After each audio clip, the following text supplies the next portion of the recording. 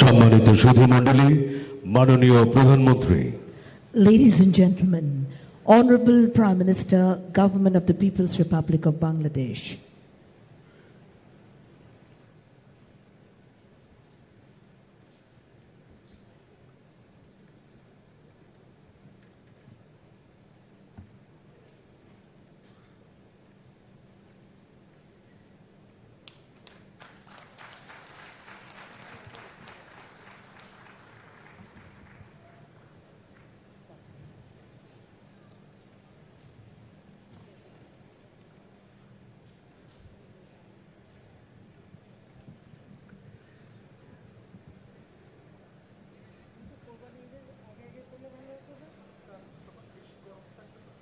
সম্মানিত সুধী, আসসালামু আলাইকুম। মৎস্য প্রাণী সম্পদ মন্ত্রণালয়ের উদ্যোগে প্রাণী সম্পদ অধিদপ্তর কর্তৃক বাস্তবায়িত দেশব্যাপী প্রাণী সম্পদ সেবা সপ্তাহ ও প্রদর্শনী 2024-এর শুভ উদ্বোধন উপলক্ষে আয়োজিত অনুষ্ঠানে আপনাদের সাদর আমন্ত্রণ জানাচ্ছি। এবারের প্রতিপাদ্য প্রাণী সম্পদে ভরব দেশ, গর্ব smart Bangladesh. Excellencies, distinguished ladies and gentlemen, Assalamu alaikum and a very good morning. It is indeed a great pleasure to welcome you all to the inaugural ceremony of Livestock Services Week and Exhibition 2024, organized by the Ministry of Fisheries and Livestock and implemented by the Directorate of Livestock Services, Bangladesh. Ladies and gentlemen, the theme of this year is Prani Shampode Bhorbo Desh, গর্ব smart Bangladesh. আজকের এই উদ্বোধন অনুষ্ঠানে প্রধান অতিথির আসন অলঙ্কৃত করেছেন গণপ্রজাতন্ত্রী বাংলাদেশ সরকারের মাননীয় প্রধানমন্ত্রী শেখ হাসিনা এমপি। মঞ্চে উপস্থিত আছেন মোহাম্মদ সেলিম উদ্দিন, সম্মানিত সচিব, মৎস্য প্রাণী সম্পদ মন্ত্রণালয়, ডাক্তার মোহাম্মদ রিয়াজুল হক, মহাপরিচালক, প্রাণী সম্পদ অধিদপ্তর। অনুষ্ঠানে সভাপতিত্ব করছেন মৎস্য প্রাণী সম্পদ মন্ত্রণালয়ের মাননীয় মন্ত্রী জনাব Mohammad Abdur Rahman MP. Ladies and gentlemen, we are indeed honored and privileged.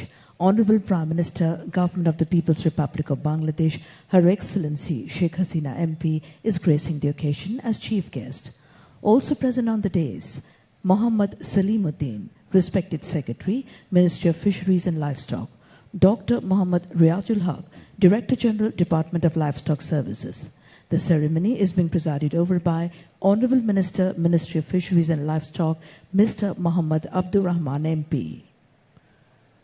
মাননীয় প্রধানমন্ত্রীর সানুগ্রহ অনুমতিক্রমে অনুষ্ঠান শুরু করছি।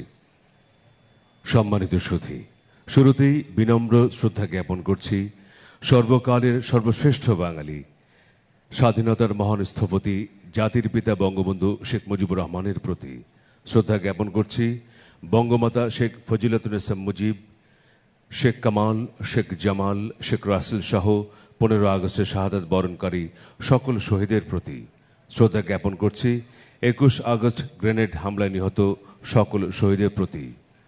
পরম শ্রদ্ধার সাথে স্মরণ করছি মহান স্বাধীনতা যুদ্ধের সকল বীর সেনানী এবং সম্ভব হারানো 2 লক্ষ মা বোনকে।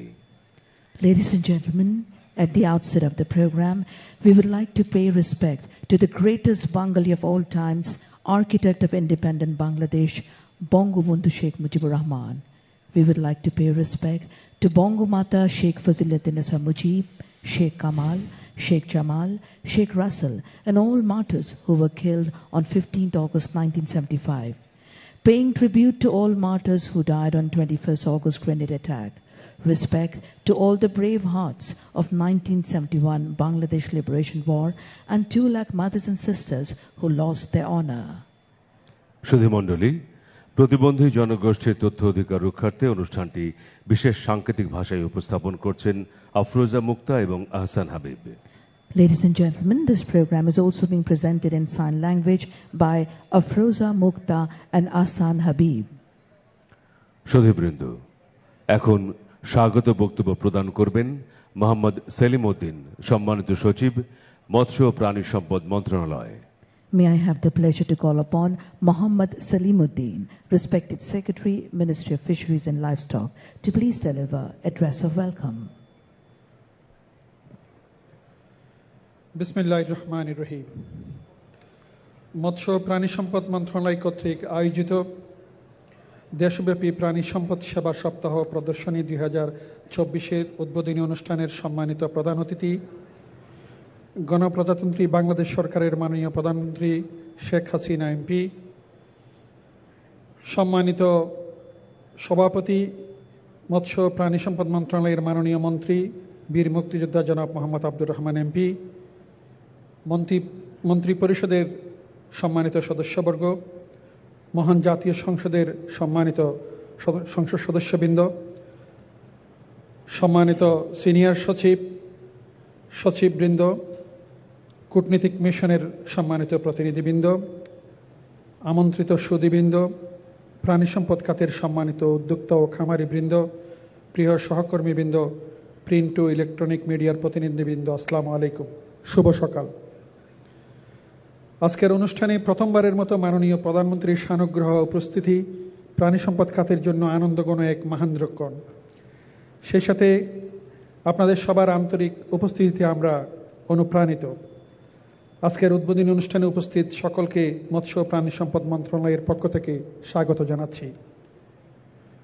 সম্মানিত সুধীবৃন্দ, এই মহেন্দ্রক্ষণে গভীর শ্রদ্ধাভরে স্মরণ করছি বাঙালির মুক্তির মহানায়ক জাতির পিতা বঙ্গবন্ধু শেখ মুজিবুর রহমানকে।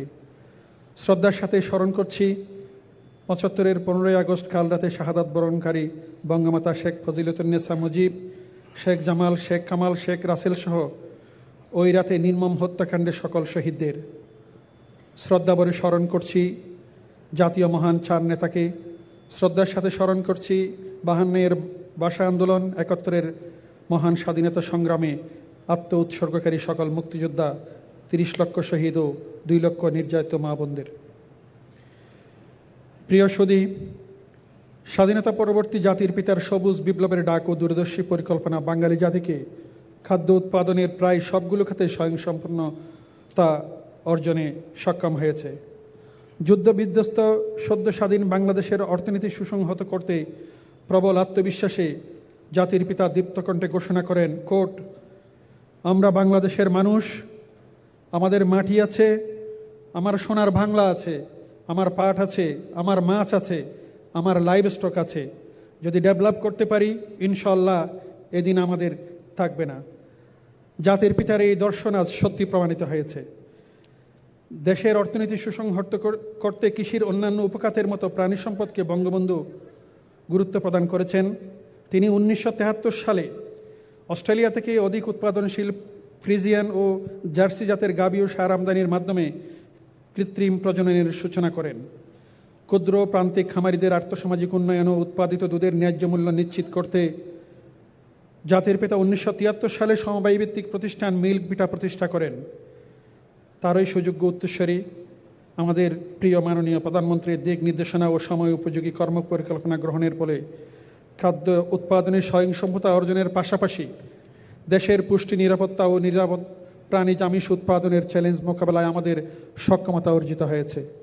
আমরা ইতিমধ্যে উন্নয়নশীল দেশের কাতারে প্রবেশ করেছি। আমাদের দৃঢ় বিশ্বাস, মাননীয় প্রধানমন্ত্রী, আপনার নেতৃত্বে আমরা ২০৪১ সালের মধ্যে উন্নত ও স্মার্ট বাংলাদেশ বিনির্মাণও সক্ষম হব। প্রিয় সুধী, দেশের মোট জিডিপিতে প্রাণী সম্পদের অবদান শতকরা ১.৮৫% এবং কৃষিজ জিডিপিতে শতকরা ১৬.৫২ ভাগ। বর্তমান সরকারের প্রাণী সম্পদ খাতের উন্নয়নে নানামুখী পদক্ষেপের ফলে দুধ, মাংস ও ডিম উৎপাদন বহুগুণে বৃদ্ধি পেয়েছে এবং এই বৃদ্ধির ধারা এখনও অব্যাহত আছে। বর্তমান সরকারের সময়ে দেশ মাংস ও ডিম উৎপাদনে স্বয়ংসম্পূর্ণ এবং দুধ উৎপাদনে স্বয়ংসম্পূর্ণতার দ্বার প্রান্তে উপনীত হয়েছে। মাননীয় প্রধানমন্ত্রী, আপনার এ সময়ে দুধ, মাংস ও ডিমের উৎপাদন যথাক্রমে 6 গুণ, 7 গুণ ও 4 গুণ বৃদ্ধি পেয়েছে। বর্তমানে অভ্যন্তরীণ বাজারে মাংসের চাহিদা মিটিয়ে এমনকি বিদেশের বাজারও রপ্তানির একটা সুযোগ সৃষ্টি হয়েছে। আপনি দেখেছেন এবং জানেন, বিগত 6 বছরে দেশে উৎপাদিত গবাদি পশু দ্বারা কোরবানির পশুর চাহিদা পূরণ সম্ভব হয়েছে। প্রিয় সুধী, আমরা প্রাণী সম্পদ খাতে নতুন নতুন জাত, প্রযুক্তি উদ্ভাবন ও সম্প্রসারণে ব্যাপক কার্যক্রম পরিচালনা করছি। ইতিমধ্যে black Bengal goat, red Chittagong cattle, Pabna milking cow মুন্সিগঞ্জের মীর কাদিম গরুসহ দেশীয় জাতের গবাদি পশু উন্নয়নে আমরা সফল কার্যক্রম গ্রহণ করতে পেরেছি। FAOর তথ্য অনুযায়ী বাংলাদেশ ছাগল উৎপাদনে বিশ্বে চতুর্থ এবং ছাগলের মাংস উৎপাদনে পঞ্চম স্থান অর্জন করেছে। ইতিমধ্যে ব্ল্যাক বেঙ্গল জাতের ছাগল GI পণ্য হিসেবে স্বীকৃতি পেয়েছে। পক্ষান্তরে দেশে ডেইরি ও পোলট্রি শিল্পেরও ব্যাপক প্রসার হয়েছে। এ খাতটি দেশের পুষ্টি চাহিদা পূরণ, কর্মসংস্থান সৃষ্টিসহ অর্থনৈতিক উন্নয়নে গুরুত্বপূর্ণ ভূমিকা রেখে চলেছে। ইতিমধ্যে আমরা সোনালী, শুভ্রা, স্বর্ণা ও সুবর্ণ সহ নতুন নতুন পোলট্রি জাতের জাত উৎপাদন করে খামারিদের হাতে তুলে দিয়েছি। ডেইরি ও পোলট্রি ফিড উৎপাদন ও ডেইরি ও পোলট্রি খাতকে শিল্প হিসেবে প্রতিষ্ঠা করতে সক্ষম হয়েছি। এক্ষেত্রে এখন ব্যাপক বিনিয়োগ ও কর্মসংস্থান হয়েছে এবং তা GDP প্রবৃদ্ধিতে দারুণ ভূমিকা রেখে চলেছে। আমরা শীঘ্রই আরও 3টি দেশি মুরগির জাত, 5টি খরা এবং লবণ সহিষ্ণু ঘাসের জাত এবং 2টি vaccine, lumpy skin disease vaccine ও এভিয়ান ইনফ্লুয়েঞ্জা ভ্যাকসিন আমরা খামারিদের নিকট আশা করছি যে আগামী কয়েক মাসের মধ্যে আমরা হস্তান্তর করতে পারব। প্রিয় সুধী, আমরা কোভিডকালে খামারিদের সহায়তা প্রদানের অংশ হিসেবে প্রায় 6 লক্ষ খামারিকে 703 কোটি টাকার অধিক অর্থ প্রণোদনা দিয়েছি। সে সময়ে দুধ, মাংস, ডিমের মূল্য স্থিতিশীল রাখতে খামারিদেরকে সাপোর্ট করতে আমরা দেশব্যাপী বিক্রয় কার্যক্রম হাতে নিয়েছি, যা এখনও চলমান আছে। এবছর রমজান মাসে আমরা ঢাকা শহরের 30টি স্থানে সুলভ মূল্যে দুধ, ডিম, মাংস বিক্রি করেছি এবং এই উদাহরণকে অনুসরণ করে দেশের আরও 45টি জেলায় এবছর এই কার্যক্রমের শুভ সূচনা হয়েছে। আমরা আশা করছি আগামী দিনগুলোতে সারা বাংলাদেশের সকল জেলায় এই কার্যক্রমকে আমরা সম্প্রসারণ করব।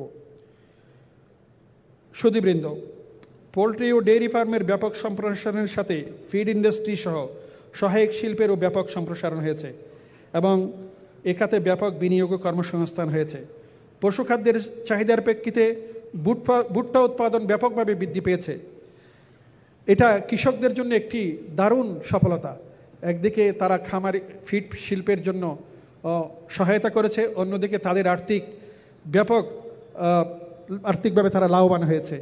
এখানে এখন একটা চ্যালেঞ্জ আমাদের হাতে আছে, সেটি হলো ফিডের জন্য এখন আমাদের কিছু আমদানিকৃত সয়াবিন আনতে হয় এবং সেই ক্ষেত্রে সেটা এবং খামারিদের বিদ্যুৎ বিল নিয়ে আমাদের যারা এই শিল্পী আছে তাদের প্রতিনিধিদের কিছু আবেদন আছে, সেগুলো আমরা পরবর্তীতে আপনার সহানুভূতি সদয় নির্দেশনা কামনা করছি।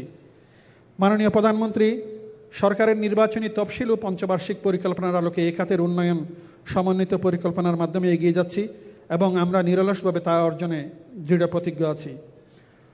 শ্রদ্ধেয় সুধীবৃন্দ, মাননীয় প্রধানমন্ত্রী শেখ হাসিনার প্রত্যক্ষ দিক নির্দেশনায় গৃহীত উন্নয়ন কর্মসূচি গ্রহণ ও বাস্তবায়নের ফলে প্রাণী সম্পদ খাতের উন্নয়ন ইতিমধ্যে কাঙ্ক্ষিত গতি সঞ্চারিত হয়েছে। গবাদি প্রাণী ও পোলট্রি শিল্পের উদ্ভাবিত নতুন জাত, প্রাণী স্বাস্থ্য সেবা, প্রাণীর উৎপাদন ও উৎপাদনশীলতা বৃদ্ধিতে নতুন নতুন প্রযুক্তি, মূল্য সংযোজিত বিভিন্ন প্রাণীজাত পণ্য উৎপাদন ও বাজারজাতকরণ সহ প্রাণী সম্পদের উন্নয়নে গৃহীত কার্যক্রম ও তথ্য সম্পর্কে জনসাধারণকে অবহিতকরণের উদ্দেশ্যে 2017 সালে প্রথম প্রাণী সম্পদ মেলাটি দেশব্যাপী আয়োজন করা হয়। এ খাতের সমৃদ্ধিতে এই আয়োজন ইতিমধ্যে ব্যাপকভাবে জনপ্রিয় হয়েছে এবং একটি গুরুত্বপূর্ণ ইভেন্ট হিসেবে পরিচিতি পেয়েছে। এ ধারাবাহিকতায় মাননীয় প্রধানমন্ত্রীর উপস্থিতিতে এবারের আয়োজন আমাদেরকে দারুণভাবে উজ্জীবিত ও অনুপ্রাণিত করেছে। মাননীয় প্রধানমন্ত্রীর হাজারো কর্মব্যস্ততার মাঝেও আজকের অনুষ্ঠানে উপস্থিত হওয়ার জন্য আমরা তার প্রতি পরম শ্রদ্ধা ও কৃতজ্ঞতা জানাই। মৎস্য প্রাণী সম্পদ মন্ত্রণালয়ের মাননীয় মন্ত্রী জনাব আব্দুর রহমান এমপির কার্যকর উদ্যোগ এবং গতিশীল নেতৃত্বে আমরা নব উদ্দীপনায় সমন্বিতভাবে কাজ করে যাচ্ছি, তাকেও বিশেষ ধন্যবাদ ও শ্রদ্ধা জানাচ্ছি। প্রাণী সম্পদ সেবা সপ্তাহ প্রদর্শনী উপলক্ষে আমাদের দেশব্যাপী কর্মসূচি নেওয়া হয়েছে। সকল কর্মসূচি সফল করে তুলতে এই আয়োজনের সাথে সংশ্লিষ্ট সকল অংশীজন, বিশেষ করে প্রাণী সম্পদ অধিদপ্তরের সকল কর্মকর্তা কর্মচারী এবং আমার অন্যান্য সহকর্মীদের প্রতি আমি আন্তরিক ধন্যবাদ জানাই। বিশেষ করে বেসরকারি খাতের খামারি ও শিল্প উদ্যোক্তারা আমাদেরকে এই অনুষ্ঠান আয়োজনে নানানভাবে সহযোগিতা করেছেন, আমরা তাদেরকেও আন্তরিক ধন্যবাদ জ্ঞাপন করছি। পরিশেষে মাননীয় প্রধানমন্ত্রী, আপনার সুস্বাস্থ্য ও দীর্ঘায়ু কামনা করছি এবং উপস্থিত সকলকে আন্তরিক ধন্যবাদ জানিয়ে আমার বক্তব্য এখানেই শেষ করছি। জয় বাংলা, বাংলাদেশ চিরজীবী হোক। শ্রোতাবৃন্দ, এখন প্রাণী সম্পদ সেক্টরে বর্তমান সরকারের অগ্রগতি ও সাফল্য বিষয়ে একটি প্রামাণ্যচিত্র প্রদর্শন করা হচ্ছে। প্রামাণ্যচিত্রটি উপভোগ করার জন্য সকলকে আমন্ত্রণ জানাচ্ছি। Ladies and gentlemen, now a documentary on the progress and achievements of the present government in livestock sector. You are invited to enjoy the documentary. Bangladesh অফুরন্ত সম্পদে ভরপুর আমাদের এই সোনার বাংলা। 1971-এর রক্তক্ষয়ী মহান মুক্তিযুদ্ধের মধ্য দিয়ে জাতির পিতা বঙ্গবন্ধু শেখ মুজিবুর রহমানের নেতৃত্বে 30 লক্ষ প্রাণীর বিনিময়ে অর্জিত হয় আমাদের স্বাধীনতা। সদ্য স্বাধীন দেশকে সোনার বাংলা হিসেবে গড়ে তুলতে যে খাতগুলোকে জাতির পিতা অগ্রাধিকার দিয়েছেন, সেগুলোর মধ্যে প্রাণী সম্পদ খাত ছিল অন্যতম। তিনি বলেন, আমার সোনার বাংলা আছে, আমার পাট আছে, আমার চা আছে, আমার লাইভ স্টোর আছে। যদি ডেভেলপ করতে পারি ইনশাআল্লাহ, এই দিন আমাদের থাকবে না। 7.5 কোটি অভুক্ত জনগোষ্ঠীর পর্যুদস্ত অর্থনীতিকে শক্তিশালী অবস্থানে নিয়ে যেতে জাতির পিতা তার কৃষি দর্শন থেকেই ডাক দেন কৃষি বিপ্লবের। তিনি অনুধাবন করেন সামগ্রিক কৃষি হবে টেকসই অর্থনীতির প্রাণকেন্দ্র। দেশের মানুষের ভাগ্যোন্নয়ন এবং খামারিদের উৎপাদিত দুধের ন্যায্য মূল্য প্রাপ্তি নিশ্চিতে জাতির পিতা বঙ্গবন্ধু শেখ মুজিবুর রহমান সমবায় ভিত্তিক একটি প্রতিষ্ঠান গড়ে তোলার পরিকল্পনা করেন। সেই পরিকল্পনারই বাস্তব রূপ আজকের মিল্কভিটা। আমাদের প্রাণী সম্পদ খাতকে শক্তিশালী করতে জাতির পিতার ঐকান্তিক ইচ্ছা ও প্রচেষ্টায় 1973 সালে অস্ট্রেলিয়া থেকে আনা হলস্টেইন ফ্রিজিয়ান ও জার্সি জাতের বকনা ও ষাঁড় আমদানির মাধ্যমে দেশে ব্যাপকভাবে শুরু হয় কৃত্রিম প্রজননের। 1996 সালে দেশ পরিচালনার দায়িত্ব গ্রহণ করেন জাতির পিতার সুযোগ্য কন্যা রাষ্ট্রনায়ক শেখ হাসিনা। দেশ সেবার মহান দায়িত্ব গ্রহণ করে মাননীয় প্রধানমন্ত্রী শেখ হাসিনা দেশকে স্বনির্ভর ও সোনার বাংলা হিসেবে গড়ে তোলার কর্মযজ্ঞ শুরু করেন। শুরু হয় জাতির পিতার স্বপ্ন পূরণের পথ চলা। প্রায় 17 কোটি মানুষের প্রাণীজ আমিষের চাহিদা পূরণে মাননীয় প্রধানমন্ত্রী শেখ হাসিনার দূরদর্শী দিক নির্দেশনায় মৎস্য ও প্রাণী সম্পদ মন্ত্রণালয় শুরু করে জাতির পিতার স্বপ্ন পূরণের অভিযাত্রা। বর্তমান সরকারের ধারাবাহিক নেতৃত্ব এবং প্রাণী সম্পদ খাতে অব্যাহত যুগোপযোগী কার্যক্রমের ফলে মৎস্য ও প্রাণী সম্পদে আমাদের উৎপাদন আজ শিল্পে রূপান্তরিত হয়ে স্বয়ং সম্পূর্ণতার রেখা ছুঁয়েছে। মাননীয় প্রধানমন্ত্রী শেখ হাসিনার উদ্যোগের ফলে সারা দেশে বিস্তৃত হয়েছে এ খাতের কার্যক্রম।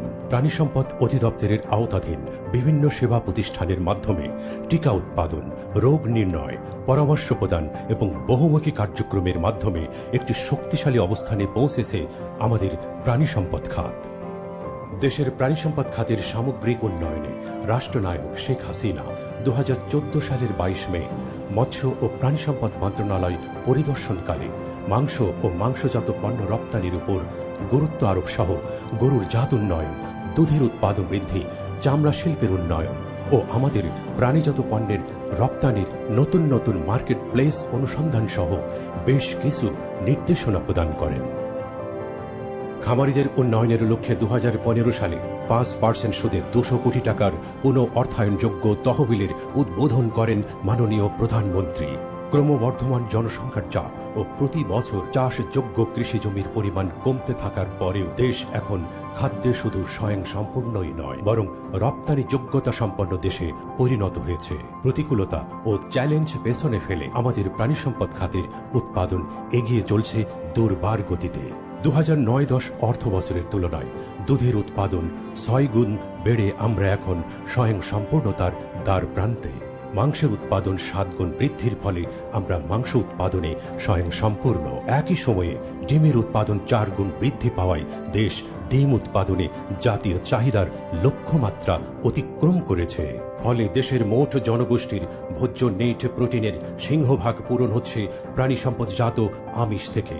প্রধানমন্ত্রী শেখ হাসিনার দূরদর্শী দিক নির্দেশনায় অপুষ্ট জাতি থেকে দেশ আজ মেধাবী ও স্মার্ট বাংলাদেশ বিনির্মাণের পথে হাঁটছে। পবিত্র রমজান মাসে জনসাধারণের মাঝে সুলভ মূল্যে ভ্রাম্যমাণ দুধ, ডিম ও মাংস বিক্রির ব্যবস্থা করা হয়েছে। এই উদ্যোগে রাজধানী সহ সারা দেশের মানুষের মাঝে ব্যাপক উৎসাহ ও উদ্দীপনা সৃষ্টি করে। প্রাণী সম্পদ বিভাগ জনস্বাস্থ্য, প্রাণী স্বাস্থ্য এবং পরিবেশের স্বাস্থ্য তথা ওয়ান হেলথ নিয়ে ব্যতিক্রমধর্মী কাজের সাথে ওতপ্রোতভাবে জড়িত বলেই এএমআর, এএমইউ জীবাণু নির্গমন রোধ এবং ফুড সেফটি কার্যক্রম সক্রিয়ভাবে পরিচালনা করছে। প্রাণী সম্পদের জৈব প্রক্রিয়া অতিমাত্রায় জটিল এবং সূক্ষ্মভাবে সময়ভিত্তিক, কিন্তু দেশের মানুষের চাহিদা পূরণে প্রাণী সম্পদ বিভাগ অব্যাহত গতিতে মানুষের পুষ্টির যোগান দিয়ে যাচ্ছে। বেসরকারি খাতকে শক্তিশালী করতে সরকারি পৃষ্ঠপোষকতার মাধ্যমে একযোগে কাজ করছে প্রাণী সম্পদ অধিদপ্তর। করোনা মহামারীতে বর্তমান সরকার প্রায় 6 লক্ষ খামারিকে 703 কোটি টাকার আর্থিক প্রণোদনা প্রদান করে। ফলে সকল প্রতিকূলতা পেছনে ফেলে এগিয়ে যায় প্রাণী সম্পদ। ফলস্বরূপ বেসরকারি উদ্যোক্তাদের সাথে সরাসরি মার্কেট লিঙ্কেজ তৈরির মাধ্যমে অর্থনৈতিকভাবে সমৃদ্ধ হচ্ছে এ সকল প্রান্তিক খামারিরা। দুধ মাংসের উৎপাদন খরচ কমিয়ে আনতে পশুখাদ্য হিসাবে দানাদার নির্ভরতা কমিয়ে দেশব্যাপী ভুট্টা, নেপিয়ার, পাকচং, জারা ইত্যাদি চাষ ব্যাপকভাবে সম্প্রসারণ করা হচ্ছে। আওয়ামী লীগ সরকারের আমলে সাইলেজ উৎপাদন বাণিজ্যিক রূপ ধারণ করেছে। বর্তমান সরকারের মেয়াদে খুরা রোগ, পিপিআর, সালমোনেলা, অ্যানথ্রাক্স ও ফাউল কলেরা ভ্যাকসিনের কার্যকর মানসম্পন্ন টিকাবীজ সংগ্রহ করা হয়েছে। চতুর্থ শিল্প বিপ্লবের মহাসমারোহে স্মার্ট বাংলাদেশ তথা মেধাবী জাতি বিনির্মাণের পূর্ব শর্ত পুষ্টির যোগান, যা নিশ্চিতের মাধ্যমে স্মার্ট বাংলাদেশ নির্মিত হবে। জাতির পিতার যোগ্য উত্তরসূরি হিসাবে মাননীয় প্রধানমন্ত্রীর হাত ধরেই আমাদের প্রাণী সম্পদ খাত পৌঁছে যাবে অভীষ্ট সেই লক্ষ্যে। পূরণ হবে জাতির পিতার স্বপ্ন, গড়ে উঠবে সোনার দেশ। জয় বাংলা।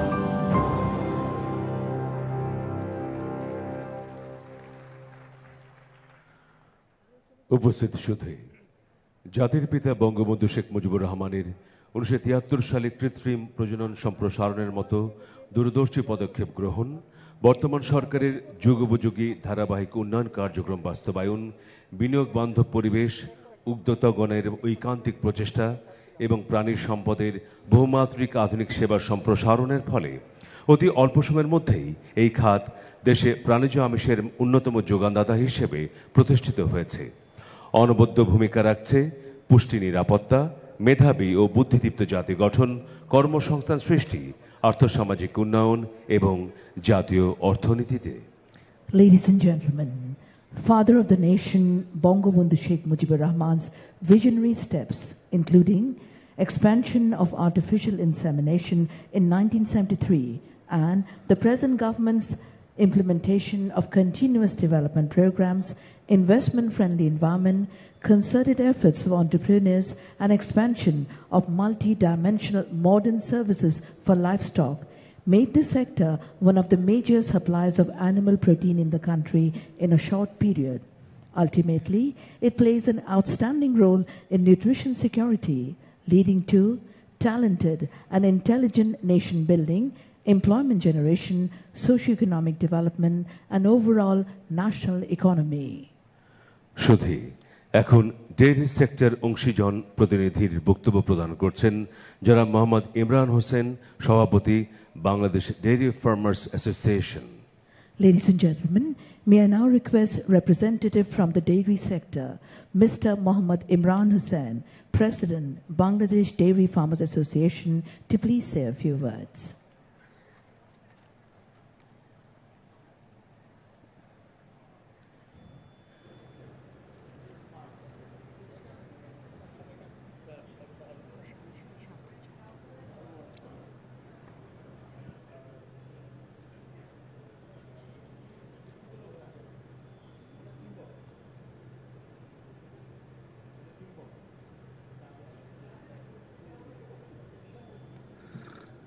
আউযুবিল্লাহি মিনাশ শাইতানির রাজিম, বিসমিল্লাহির রহমানির রহিম।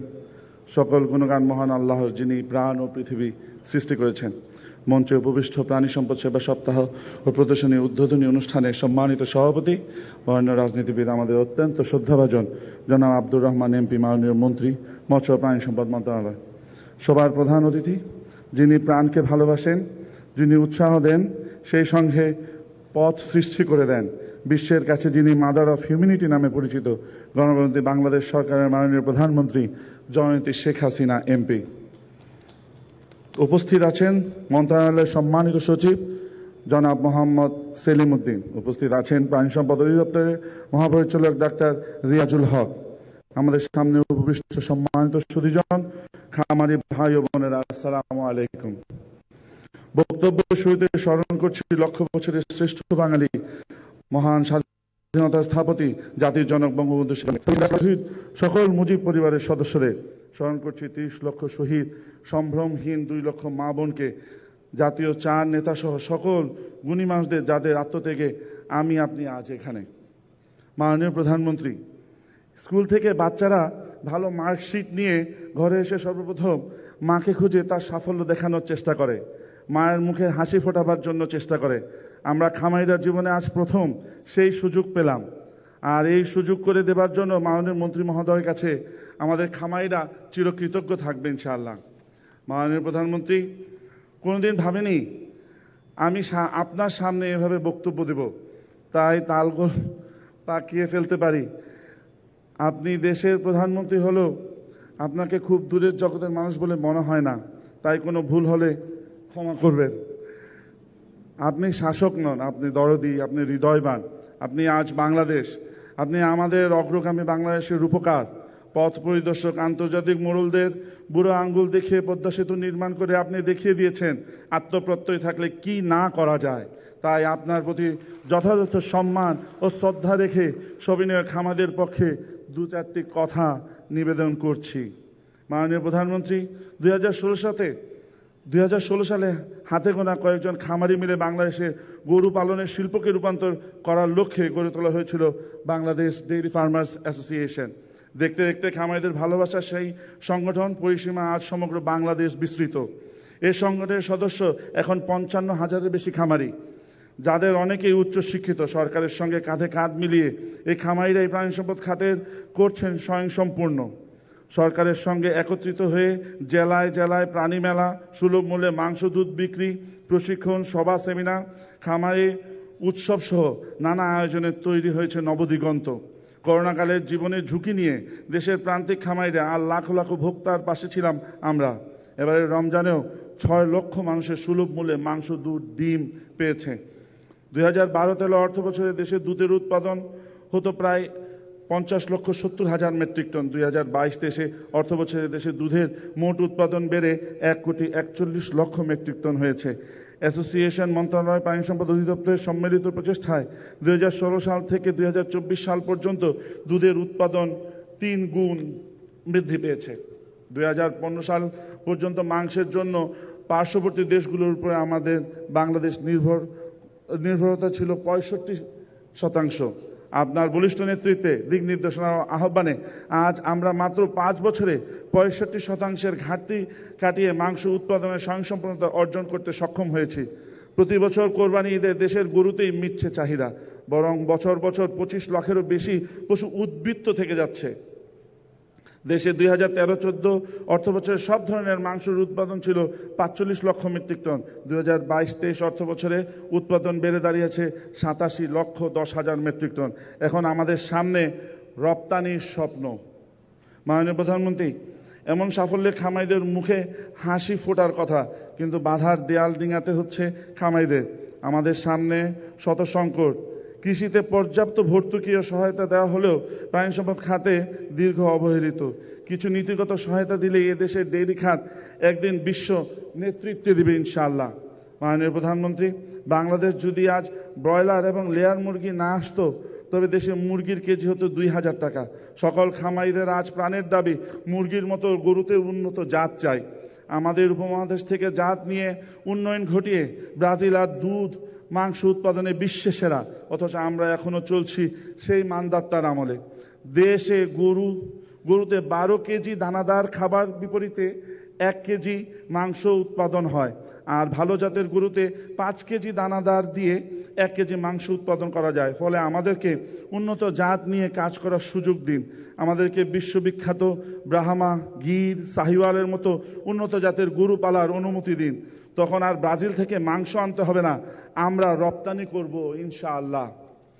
মাননীয় প্রধানমন্ত্রী, টেকনাফ থেকে তেঁতুলিয়া খামারিদের একটাই ফরিয়াদ, পশু খাদ্যের দাম কমান।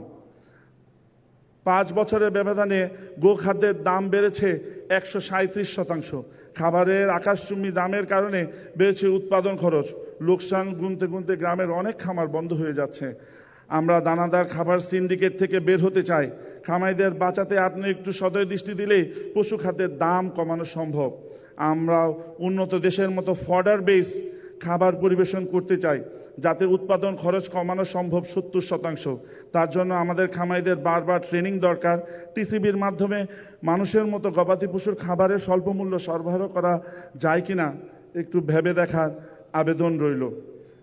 পৃথিবী পরিবর্তনশীল, প্রাণীর রোগের নাম একই থাকলেও তার ধরন পাল্টাচ্ছে, বেড়েছে নিত্য নতুন উপসর্গ। অথচ আমাদের দেশের ভ্যাকসিন উৎপাদন হলেও উন্নত মানের আপডেটেড ভ্যাকসিন নিতে অন্য দেশের দ্বারস্থ হতে হচ্ছে। গবেষণার মাধ্যমে আন্তর্জাতিক মানসম্পন্ন ভ্যাকসিনের উপর ভ্যাকসিন উপহার দেওয়ার এখন সময়ের দাবি। মাননীয় প্রধানমন্ত্রী, আমরা দীর্ঘদিন ধরে দাবি জানিয়ে আসছি, খামারের বিদ্যুৎ বিল বাণিজ্যিক থেকে সরিয়ে কৃষির আওতায় আনা হোক, তাতে কিছুটা সাশ্রয়ী হবে। কিন্তু নানা আশ্বাসেও সেই দাবি এখনো পূরণ হয়নি। খামারিদের দীর্ঘদিনের প্রাণের দাবি ডেইরি ডেভেলপমেন্ট বোর্ড পাশ হলেও এখনো তা বাস্তবায়ন হয়নি। ওয়েস্টেজ কালেকশনের মাধ্যমে মাংসের দাম কমানো ও গুণগত মানের মাংস সরবরাহের জন্য সেন্ট্রাল স্লটার হাউস নির্মাণ আমাদের অনেক দিনের দাবি। চামড়ার দাম এখন তলানিতে। দাম বাড়ানো গেলে খামারিরাও লাভবান হবে, ভোক্তারাও কম দামে মাংস পাবে। মাননীয় প্রধানমন্ত্রী, আমরা বিশ্বাস করি অন্য কোনো শিল্প নয়, বাংলাদেশ গ্রামীণ অর্থনীতির সব থেকে বড় চালিকা শক্তি প্রাণী সম্পদ। আপনার দূরদর্শী গ্রামীণ সমাজের প্রতিটা ঘর আজ একটি বাড়ি, একটি খামার হয়ে গড়ে উঠেছে। বাংলাদেশ এখন প্রতি বছর $55 মিলিয়ন মূল্যের মাংস উৎপাদন হয়। বাংলাদেশ ব্যাংকের তথ্য মতে কোরবানিতে মাত্র 3 দিনে লিকুইড মানি ট্রানজ্যাকশন হয় প্রায় ৭৫,০০০ কোটি টাকা। এত সফলতার পরেও একটি গোষ্ঠী তৎপর খামারিদের কপালে চিন্তার ভাঁজ পড়ে। স্বয়ংসম্পূর্ণ খাত হওয়ার পরেও মাঝে মাঝে এদেশের মাংস আমদানির কথা ওঠে। দেশকে খাদ্য স্বয়ংসম্পূর্ণ করতে আপনার আহ্বানকে পাশ কাটিয়ে বিদেশ থেকে মাংস আনতে হবে কার স্বার্থে? এদেশের জনসংখ্যার 20% মানুষ সরাসরি এবং 45% মানুষ পরোক্ষভাবে গরু, ছাগল, মহিষ, ভেড়া পালনের উপর নির্ভরশীল। সে দেশে এভাবে মাংস আমদানি করার ঘটনাকে সরল সোজাভাবে নেওয়া যাবে না। মাননীয় প্রধানমন্ত্রী, গোখাতকে ছেড়ে দিলে গোয়াল ভরা গরুর গৌরব হাতছাড়া হয়ে যাবে। কাজীর গরু যাতে কেতাবে না থাকে, গোয়ালে থাকতে পারে, সেই দিকে মন দিতে হবে।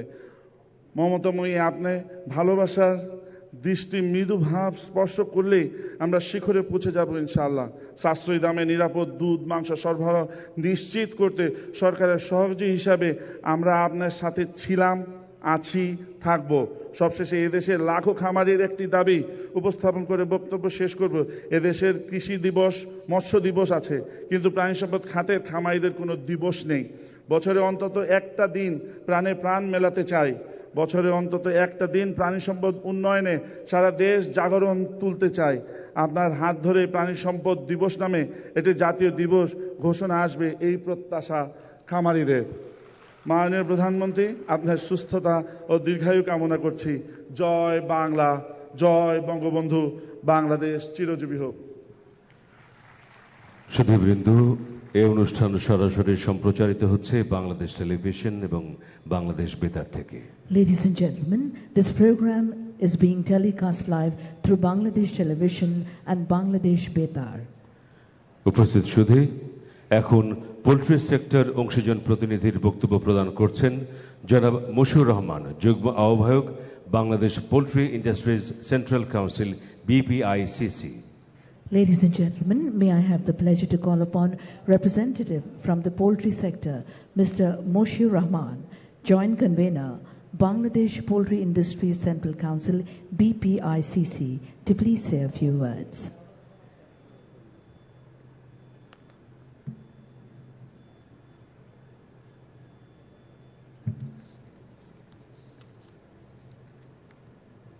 আসসালামু আলাইকুম।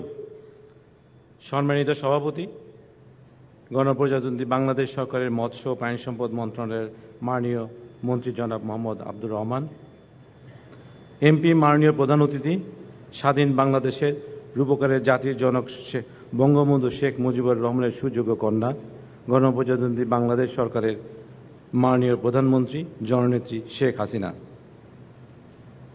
এমপি মন্ত্রী পরিষদের সদস্যবৃন্দ, মাননীয় সংসদ সদস্যবৃন্দ, কূটনৈতিক মিশনের সম্মানিত প্রতিনিধিবৃন্দ, মৎস্য ও প্রাণী সম্পদ মন্ত্রণালয়ের সচিব মোহাম্মদ সেলিম উদ্দিন, পানি সম্পদ অধিদপ্তরের মহাপরিচালক ডাক্তার মোহাম্মদ রেজাউল হক, প্রিন্ট ও ইলেকট্রনিক মিডিয়ার সাংবাদিকবৃন্দ, আমন্ত্রিত অতিথিবৃন্দ ও সুধীমণ্ডলী।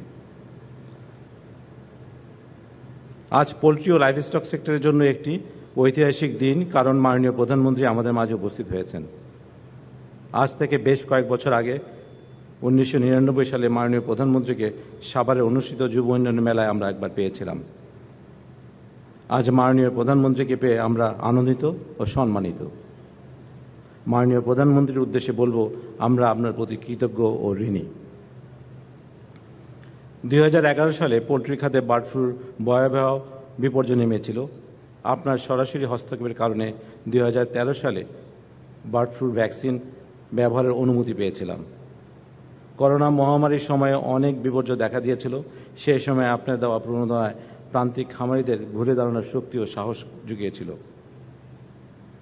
স্কুল ফিডিং কর্মসূচির আওতায় সরকারি প্রাথমিক স্কুলে 35 লক্ষ শিক্ষার্থীকে সপ্তাহে 5টি ডিম, দুধ সহ পুষ্টিকর খাবার দেওয়ার ঘোষণা দিয়েছিল সরকার। স্বাস্থ্য ও মেধাবী ভবিষ্যৎ প্রজন্ম গঠনের ক্ষেত্রে আপনার এই উদ্যোগ চিরস্মরণীয় হয়ে থাকবে। বাংলাদেশে পোলট্রি ইন্ডাস্ট্রি কতটা উন্নত হয়েছে অধিকাংশ মানুষের সে ধারণা নাই। আপনি যদি আমাদের একটি খামার ভিজিট করেন তবে আমরা কৃতজ্ঞ হই।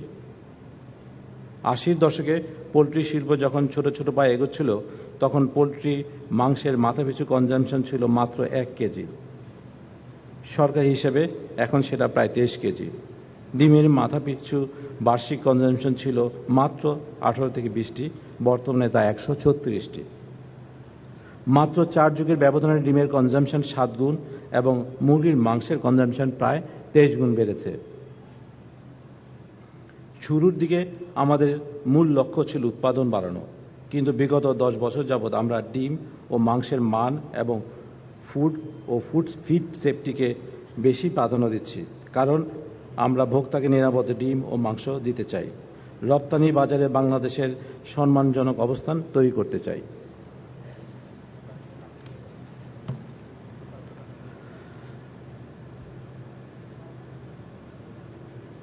এক সময় খাওয়ার ডিম, হ্যাচিং ডিম, 1 দিন বয়সের বাচ্চা ফিড বিদেশ থেকে আমদানি করতে হতো।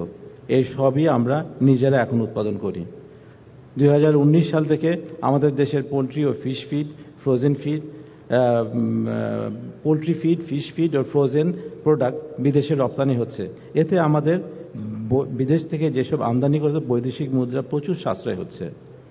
আমাদের অনেক খামারে এখন সোলার প্যানেল লাগানো হয়েছে। এতে তাপমাত্রা নিয়ন্ত্রণ হয়, বিদ্যুৎ খরচ কমে, বিদ্যুৎও উৎপাদন হয়। পোলট্রির বীজটা থেকে রিসাইকেল করে জৈব সার, বায়োগ্যাস ও বিদ্যুৎ উৎপন্ন করা হচ্ছে।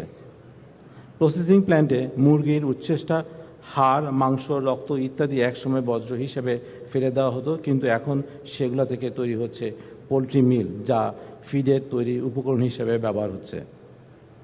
পোলট্রি সেক্টরের প্রত্যক্ষ পরোক্ষভাবে প্রায় 60 লক্ষ মানুষের কর্মসংস্থান সৃষ্টি হয়েছে, যার প্রায় 40% নারী। মাননীয় প্রধানমন্ত্রী, আপনার হাত ধরে বাংলাদেশ আধুনিক পোলট্রি শিল্পের যাত্রা শুরু করেছে। মাননীয় প্রধানমন্ত্রী, আপনি 2030, 2041 এবং 2100 সালের উন্নত স্মার্ট বাংলাদেশ গড়ার পরিকল্পনা করেছেন। এই লক্ষ্য অর্জনের সবচেয়ে দরকারি হচ্ছে স্বাস্থ্যবান ও মেধা জাতি গঠন করা। আমরা মনে করি এক্ষেত্রে পোলট্রি সেক্টরের সবচেয়ে কার্যকর ভূমিকা পালন করতে পারবে। বঙ্গবন্ধুর আদর্শই আমাদের দেশকে খাদ্য স্বয়ংসম্পূর্ণ করতে চাই। আপনার নেতৃত্বে দেশের পোলট্রি শিল্পকে বিশ্বের দরবারে তুলে ধরতে চাই। মাননীয় প্রধানমন্ত্রী, যে খামারিরা মানুষের জন্য খাদ্য ও পুষ্টি যোগান দিচ্ছে, সেই খামারেরাই আজ খামার পরিচালনায় বিভিন্ন চ্যালেঞ্জের সম্মুখীন হচ্ছে। এই সমস্ত চ্যালেঞ্জ মোকাবেলায় সরকার ও বেসরকারি খাতকে একযোগে কাজ করতে হবে। মৎস্য ও প্রাণী সম্পদ মন্ত্রণালয়ের উদ্যোগে বিগত কয়েক বছর যাবৎ রমজান মাসে ভর্তুকি মূল্যে ডিম, দুধ ও মাংস দিচ্ছি। এ বছর মৎস্য ও প্রাণী সম্পদ মন্ত্রণালয়ের মন্ত্রী জনাব আব্দুর রহমান এমপি এই কাজ উদ্বোধন করেছেন। মন্ত্রী ও সচিব মহোদয়ের আগ্রহের কারণে এবার সেলিং পয়েন্ট এর সংখ্যা অনেক বাড়ানো হয়েছে। ফলে এবার শুধু ঢাকা শহরেই 5 লক্ষ লোকের সুলভ মূল্যে ডিম, দুধ ও মাংস পৌঁছে দেওয়া সম্ভব হয়েছে। আমাদের প্রচুর সমস্যা, কিন্তু আপনার কাছ পর্যন্ত পৌঁছাতে পারি না। আমরা প্রাণী সম্পদ অধিদপ্তর কর্তৃক প্রণীত আইন ও বিধিমালা দ্বারা নিয়ন্ত্রিত। সম্প্রতি বিএসটিআই হতে পশু খাদ্য ও মৎস্য খাদ্যের মান নিয়ন্ত্রণের বিষয়ে আমাদের মনিটরিং সেল বসানো হয়েছে। এই বিষয়টি 2টি সংস্থা কাজ করায় আমাদের নানা রকম অসুবিধায় পড়তে হচ্ছে। এই কারণে পশু খাদ্য ও মাংস খাদ্য বিএসটিআই এর শিডিউল থেকে আমাদেরকে বাদ দিয়ে ডিএলএস এর এক মন্ত্রণালয়ের মাধ্যমে আমরা থাকতে চাই, যাতে জটিলতা দূর থেকে আমরা বাঁচতে পারি।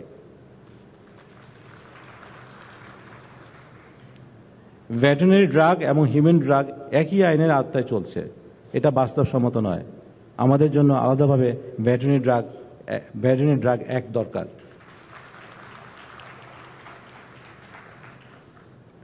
পোলট্রি বোর্ডের জন্য আমরা অনেক বছর থেকে দাবি রেখে জানিয়ে আসছি। এই ব্যাপারে আপনার নির্দেশনা প্রত্যাশা রাখছি।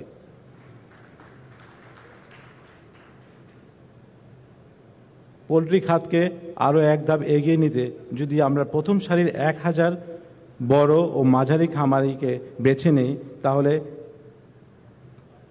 নেই তাদের যে সরকারি নিবন্ধন আছে, আমাদের সরকারের যে নিবন্ধন প্রক্রিয়া আছে, নিবন্ধিত হইতে হবে ও মনিটরিং এর আয়ত্তায় আনতে পারি। সরকার ঘোষিত পোলট্রি নীতিমালা মেনে চলার বাধ্য করতে পারি। খামারের বর্জ্য ব্যবস্থাপনা ঠিক করতে পারি, তবে রোগবালাই জীবাণু সংক্রমণ থেকে অনেক কমে যাবে, কার্বন ফুটপ্রিন্টও কমবে এবং আমরা অধিকতর নিরাপদ ও স্বাস্থ্যসম্মত ডিম ও মুরগির মাংস ভোক্তাদের কাছে সরবরাহ করতে পারব। বিষয়টি নিয়ে অনেক দিন থেকে আলোচনা চলছে।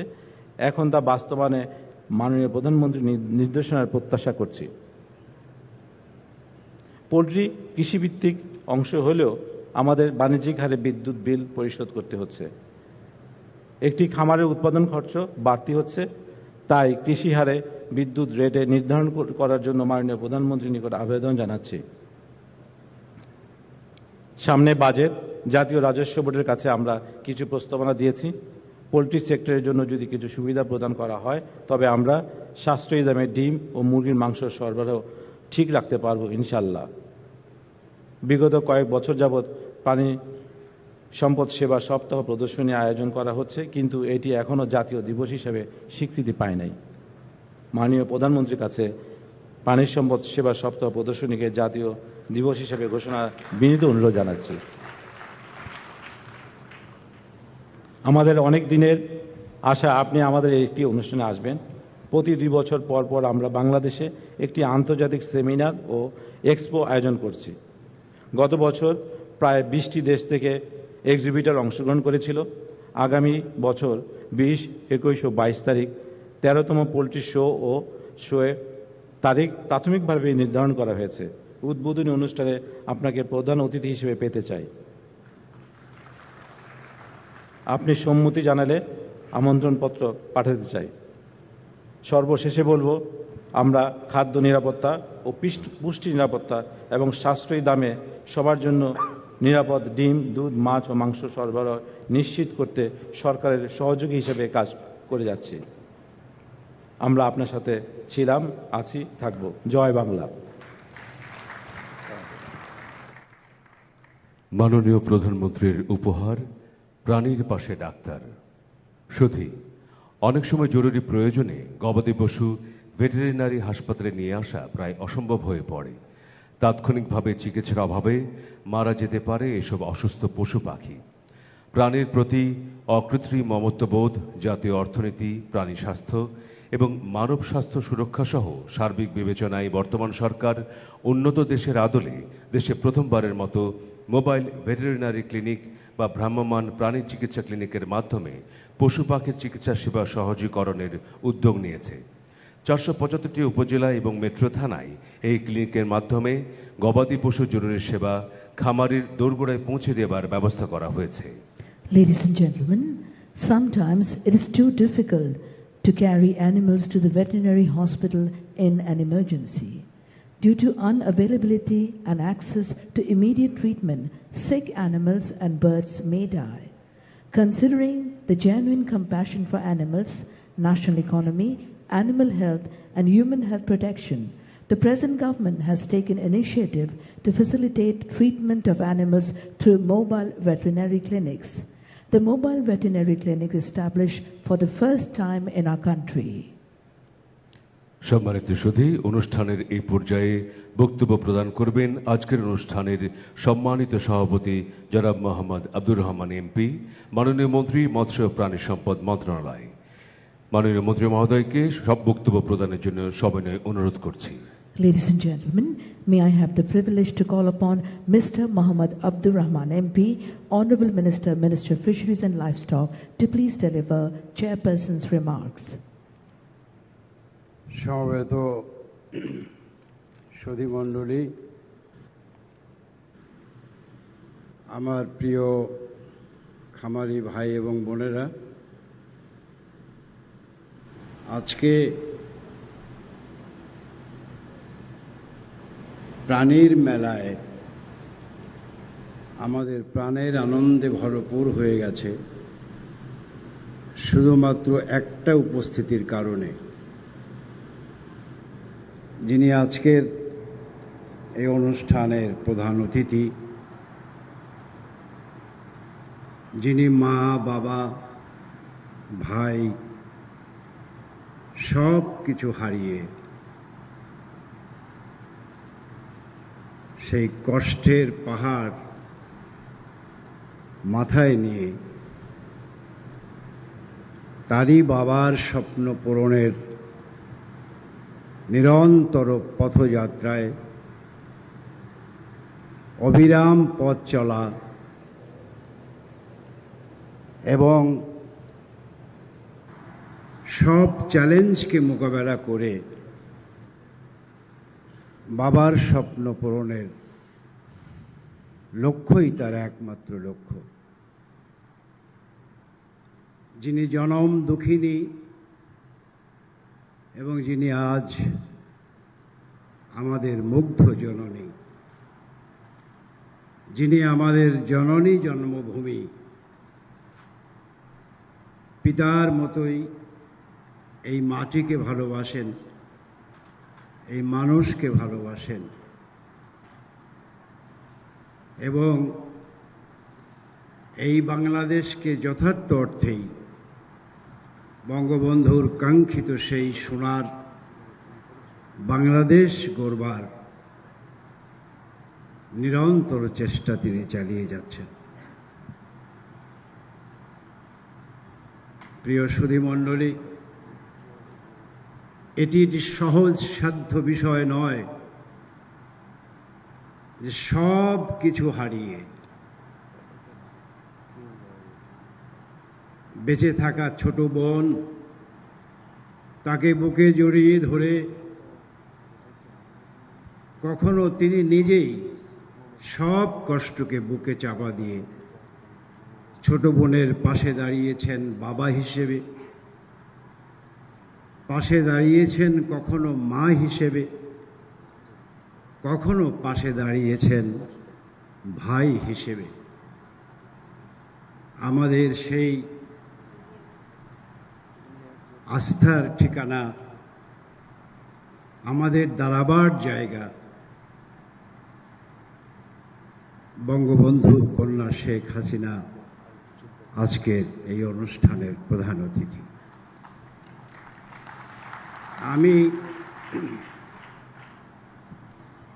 কিভাবে কৃতজ্ঞতা প্রকাশ করব জানি না, তবে আমি বোধহয় ভাগ্যবান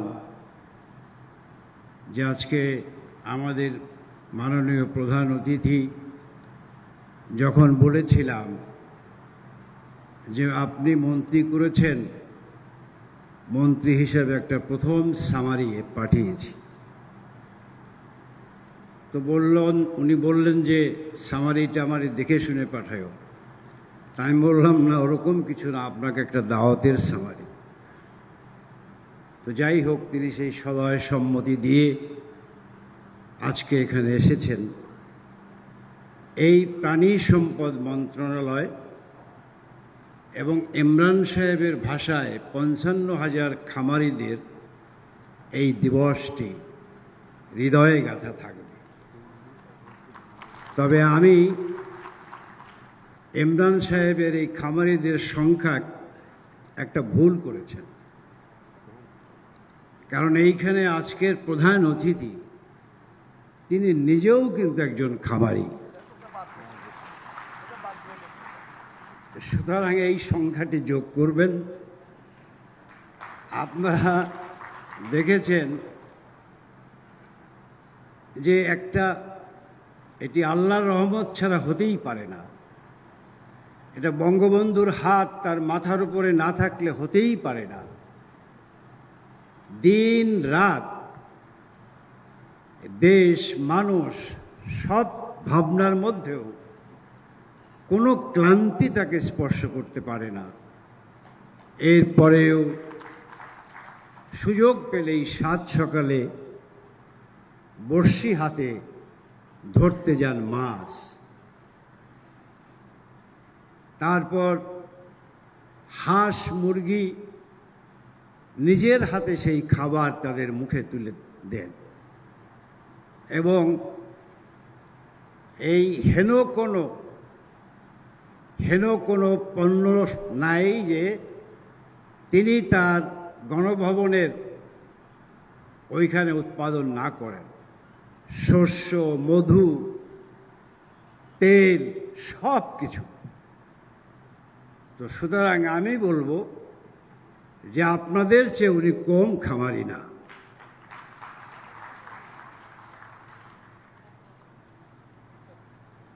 যাই হোক, আমি এই মন্ত্রণালয় সম্পর্কে আমার কিছুই বলার নাই, কারণ সচিব মহোদয় বলেছেন, আমাদের অ্যাসোসিয়েশনের দুই ভাই বলেছেন, বিস্তারিত বলেছেন। আমি শুধু একটা কথা বলতে চাই মাননীয় প্রধানমন্ত্রী, সেটি হলো আমার মাঝে মধ্যে সত্যি আমি ভাবি যে বঙ্গবন্ধু এই পাকিস্তান সৃষ্টির অব্যবহতি পরেই তিনি একটা স্বাধীন রাষ্ট্র গড়বেন, সেই রাষ্ট্রটি হবে বাংলাদেশ। আর সেই স্বপ্নের সাথে সাথেই আর একটা ভাবনা তিনি ভাবতেন যে আমি যেই বাংলাদেশ তৈরি করব, স্বাধীন করব, সেই বাংলাদেশকে আমি সোনার বাংলাদেশে কি করে রূপান্তরিত করব, পাশাপাশি সেই ভাবনাটিও তিনি করেছেন।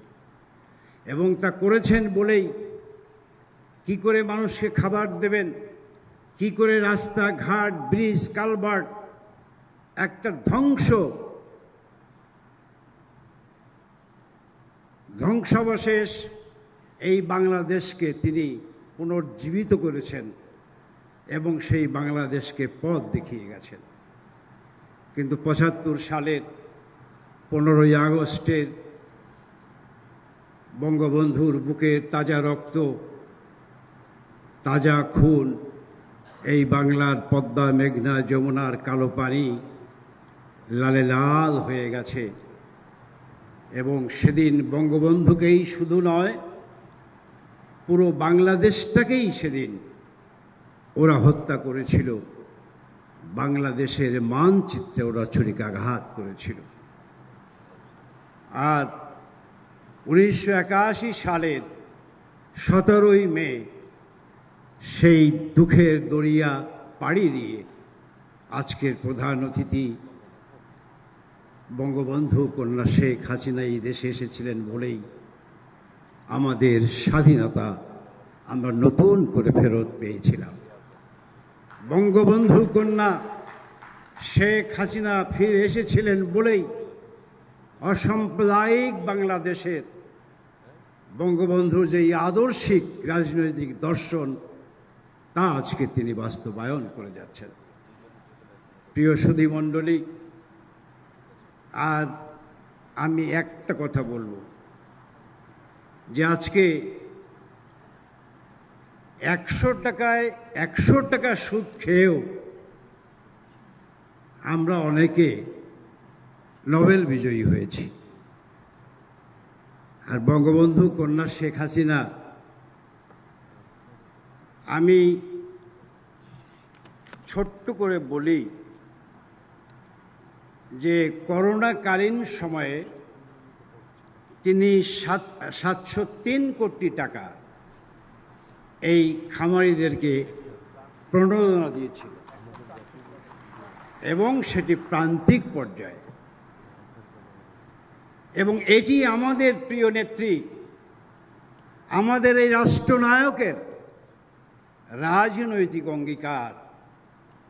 করোনার সময় যখন বাবার লাশ ফেলে ছেলে দৌড়ে পালিয়েছে, তখন তিনি নির্দেশ দিয়েছেন তার ছাত্র সংগঠনকে, তার আওয়ামী লীগকে, তার এই সংগঠনকে, তোমরা যাও সেই লাশ তোমরা নিজেরা দাফন করো, এবং তা করেছে। আর তারই রাজনৈতিক অঙ্গীকার হিসেবে আজকে তিনি উপকরণ সহায়তা বাবদ 4243টি পরিবারের মাঝে 10,480টি ছাগল, 29,779টি সুফলভোগীর মাঝে 2,78,465 হাঁস এবং 28,867টি সুফলভোগী মানুষের মধ্যে তিনি বিনা পয়সায় বিতরণ করেছেন। দুষ্টু চক্ররা, দুষ্টু লোকেরা এই সুদের টাকায় ভাড়া করে আনা নোবেল বিজয়ীদের প্রশংসায় পঞ্চমুখ হয়। আর এই বঙ্গবন্ধু কন্যা, এই প্রান্তিক জনগোষ্ঠী, এই হতদরিদ্র মানুষ, দরিদ্র মানুষের দারিদ্রতা দূরীকরণের জন্যে যে নিরন্তর সংগ্রাম করে যাচ্ছেন, সেটি ওদের চোখে পড়ে না। তবে বলবো যে আজ এই বাংলাদেশ শেখ হাসিনার হাতে আছে। এই বাংলাদেশ বঙ্গবন্ধুর আশীর্বাদ আছে, এবং এই বাংলাদেশ ইনশাআল্লাহ শেখ হাসিনার হাতেই থাকবে। এই জায়গা থেকে বাংলাদেশ চলে যাবে না।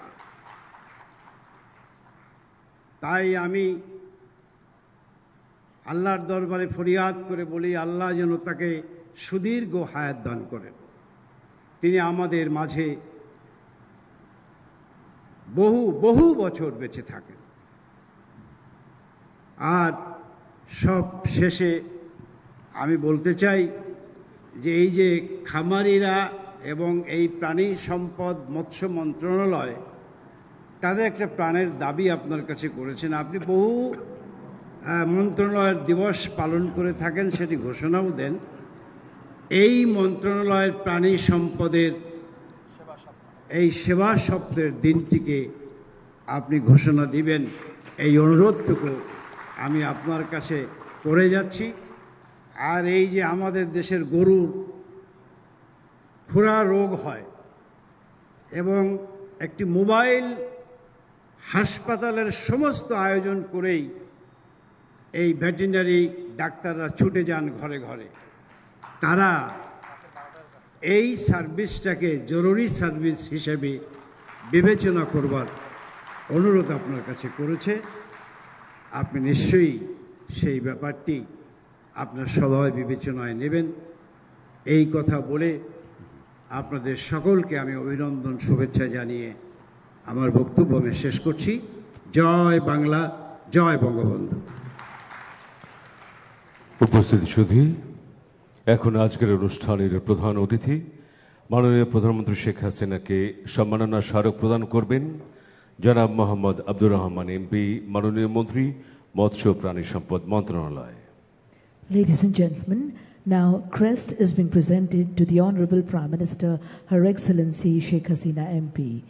Honorable Minister, Minister of Fisheries and Livestock, Mr. Muhammad Abdur Rahman MP is doing the honor.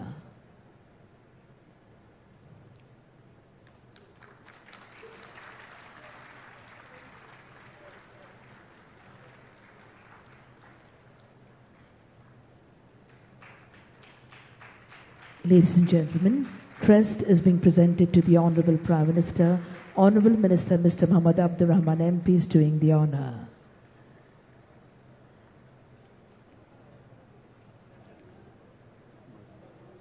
Thank you very much indeed. সুধী মণ্ডলী, এখন সেই মহেন্দ্র খন। আজকের অনুষ্ঠানের প্রধান অতিথির ভাষণ শুনব আমরা। গণপ্রজাতন্ত্রী বাংলাদেশ সরকারের মাননীয় প্রধানমন্ত্রী জননেত্রী শেখ হাসিনা এমপিকে তার মূল্যবান ভাষণ প্রদান এবং প্রাণী সম্পদ সেবা সপ্তাহ প্রদর্শনী 2024-এর শুভ উদ্বোধন ঘোষণা করার জন্য বিনীতভাবে অনুরোধ জানাচ্ছি। Excellencies, distinguished ladies and gentlemen, and now the keenly awaited moment. May I have the honor to invite the chief guest of the ceremony, Honorable Prime Minister, Government of the People's Republic of Bangladesh, Her Excellency Sheikh Hasina MP, to please address the distinguished gathering and formally inaugurate Livestock Services Week and Exhibition 2024. Ladies and gentlemen, Honorable Prime Minister. ধন্যবাদ। বিসমিল্লাহির রহমানির রহিম। আজকের এই অনুষ্ঠানের সভাপতি, সহকর্মীবৃন্দ, আমন্ত্রিত অতিথিবৃন্দ, বাংলাদেশের বিভিন্ন অঞ্চল থেকে আগত প্রিয় উদ্যোক্তা ও খামারিবৃন্দ, উপস্থিত সুধী মণ্ডলী, আসসালামু আলাইকুম। প্রাণী সম্পদ সেবা সপ্তাহ ও প্রদর্শনী 2024। এই প্রাণী সম্পদ সেবা সপ্তাহ ও প্রদর্শনী 2024-এর উদ্বোধনী অনুষ্ঠানে যারা উপস্থিত রয়েছেন সকলকে আমার আন্তরিক শুভেচ্ছা জানাই, ধন্যবাদ জানাই। আর সারা বাংলাদেশে যারা ছড়িয়ে ছিটে আছেন তাদেরকেও আমি আমার আন্তরিক অভিনন্দন জানাচ্ছি। আমি গভীর শ্রদ্ধার সাথে স্মরণ করছি সর্বকালের সর্বশ্রেষ্ঠ বাঙালি জাতির পিতা বঙ্গবন্ধু শেখ মুজিবুর রহমানকে, যার নেতৃত্বে আমরা স্বাধীনতা অর্জন করেছি, স্বাধীন জাতি হিসেবে মর্যাদা পেয়েছি, একটি রাষ্ট্র পেয়েছি। আমি শ্রদ্ধা জানাই জাতীয় চার নেতার প্রতি, 30 লক্ষ শহীদ, 2 লক্ষ মা বোনের প্রতি। অত্যন্ত বেদনার সাথে আমি স্মরণ করি বাঙালির জীবনের একটি কালো অধ্যায় 1975 সালে 15ই আগস্ট, যেদিন রাষ্ট্রপতি জাতির পিতা বঙ্গবন্ধু শেখ মুজিবকে নির্মমভাবে হত্যা করা হয়। একই সাথে হত্যা করা হয়েছিল আমার মা বেগম ফজিলাতুন নেসা, আমার ছোট 3 ভাই মুক্তিযোদ্ধা ক্যাপ্টেন শেখ কামাল, মুক্তিযোদ্ধা লেফটেন্যান্ট শেখ জামাল এবং 10 বছরের ছোট্ট ভাইটি রাসেলকে, একই সাথে কামাল জামালের নবপরিণীতা বধূ সুলতানা এবং পারভিন জামাল রোজি। আমার একমাত্র চাচা শেখ আবু নাসের মুক্তিযোদ্ধা, তিনি পঙ্গু ছিল, তাকেও হত্যা করে। ঠিক একই সাথে যুবনেতা শেখ ফজলুল হক মনি, মুক্তিযোদ্ধা, তার অন্তঃসত্ত্বা স্ত্রী, তাদেরকে হত্যা করে। কৃষিমন্ত্রী আব্দুর রাফ সান্নিয়াবাদ, তাকে নির্মমভাবে হত্যা করা হয়েছিল। তিনিও মুক্তিযোদ্ধা সংগঠক ছিলেন। আমার ফুফাতো বোন আরজুমণি, বেবি, ফুফাতো ভাই আরিফ, তাদেরকেও নির্মমভাবে হত্যা করা হয়। আব্দুল হাফিজ সানিবাদ সাহেবের 4 বছরের নাতি সুকান্ত, তাকে হত্যা করে। তার ভ্রাতুষ্পুত্র মুক্তিযোদ্ধা সাংবাদিক শহীদ সানিবাদকে হত্যা করে এবং আত্মীয় রেন্টু সহ যাদেরকে 15 আগস্ট হত্যা করা হয়েছে, আমি তাদের আত্মার মাগফিরাত কামনা করি। রাষ্ট্রপতি মিলিটারি সেক্রেটারি ছুটে এসেছিলেন, রাষ্ট্রপতি আক্রান্ত হয়েছে শুনে ঘাতকের দল তাকেও ছাড়েনি, তাকেও নির্মমভাবে হত্যা করেছিল। কর্মরত পুলিশ অফিসার সিদ্দিকুর রহমানকে হত্যা করেছে, আমি তাদেরও আত্মার মাগফিরাত কামনা করি। একটি জাতিকে স্বাধীনতা অর্জন করে দেওয়া এবং আত্মপরিচয়ের সুযোগ করে দেওয়া, সেই লক্ষ্য নিয়েই সেই 48 সালে মাতৃভাষা বাংলাকে রাষ্ট্রভাষার মর্যাদা দেওয়ার যে সংগ্রাম জাতির পিতা বঙ্গবন্ধু শুরু করেছিলেন, সেই সংগ্রামের পথ বেয়েই আমাদের স্বাধীনতা। এপ্রিল মাস আজকে 18, গতকালকে গেছে 17 এপ্রিল। স্বাধীন গণপ্রজাতন্ত্রী বাংলাদেশের প্রথম সরকার গঠিত হয়েছিল এই 1971 সালে 17 এপ্রিল, এবং সেই সরকারই জাতির পিতা বঙ্গবন্ধু শেখ মুজিবুর রহমান প্রথম রাষ্ট্রপতি বাংলাদেশে, এবং সৈয়দ নজরুল ইসলাম উপরাষ্ট্রপতি, তাজউদ্দিন আহমেদ প্রধানমন্ত্রী সহ মন্ত্রী পরিষদ শপথ গ্রহণ করেছিল স্বাধীন বাংলার মাটিতেই, এবং সেদিন স্বাধীনতার ঘোষণাপত্র পাঠ করা হয়েছিল, যে ঘোষণার উপর ভিত্তি করেই স্বাধীনতার পর জাতির পিতা আমাদের সংবিধান দিয়েছিলেন।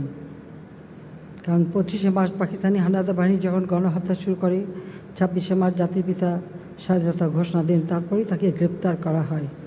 কিন্তু তাঁরই নির্দেশিত পথে মুক্তিযুদ্ধ পরিচালনা করে আমরা বিজয় অর্জন করি। 3 বছর 7 মাস সময় পেয়েছিলেন একটি যুদ্ধবিধ্বস্ত দেশকে গড়ে তুলে তিনি স্বল্পোন্নত দেশের মর্যাদা এনে দিয়েছিলেন। যখন এদেশের মানুষের আর্থসামাজিক উন্নয়নের লক্ষ্যে তিনি দ্বিতীয় বিপ্লবের কর্মসূচি ঘোষণা দেন, সবুজ বিপ্লবের ডাক দেন, 1 ইঞ্চি জমি যেন অনাবাদি না থাকে, মানুষের অন্ন, বস্ত্র, বাসস্থান, চিকিৎসা, শিক্ষার ব্যবস্থা করা, ভূমিহীনদের মাঝে খাস জমি বিতরণ করা থেকে শুরু করে একেবারে গণমুখী কর্মসূচি বাস্তবায়ন শুরু করলেন। মানুষ যখন সেই যুদ্ধের ধ্বংসস্তূপ থেকে বেরিয়ে এসে একটা উন্নত জীবনের স্বপ্ন দেখতে শুরু করলো এবং যাত্রা শুরু করলো, তখন এই চরম আঘাতটা আসে। পরে যারা সরকার এসেছে তারা ক্ষমতাকে ব্যবহার করা, আত্মঘাতী সংঘাত, ওই সেনাবাহিনীতে মুক্তিযোদ্ধাদের হত্যা করা, হাজার হাজার সৈনিক, বিমান বাহিনীর অফিসার সৈনিক হত্যা, একের পর এক কু, প্রায় 18-19টা শুধু কু হয়েছে, বা এই একটা কু হয়েছে বাংলাদেশে। আর এদেশের সাধারণ মানুষ তারা অবহেলিত, বঞ্চিত, তাদের দিকে কারো তাকানোর অবসরই ছিল না।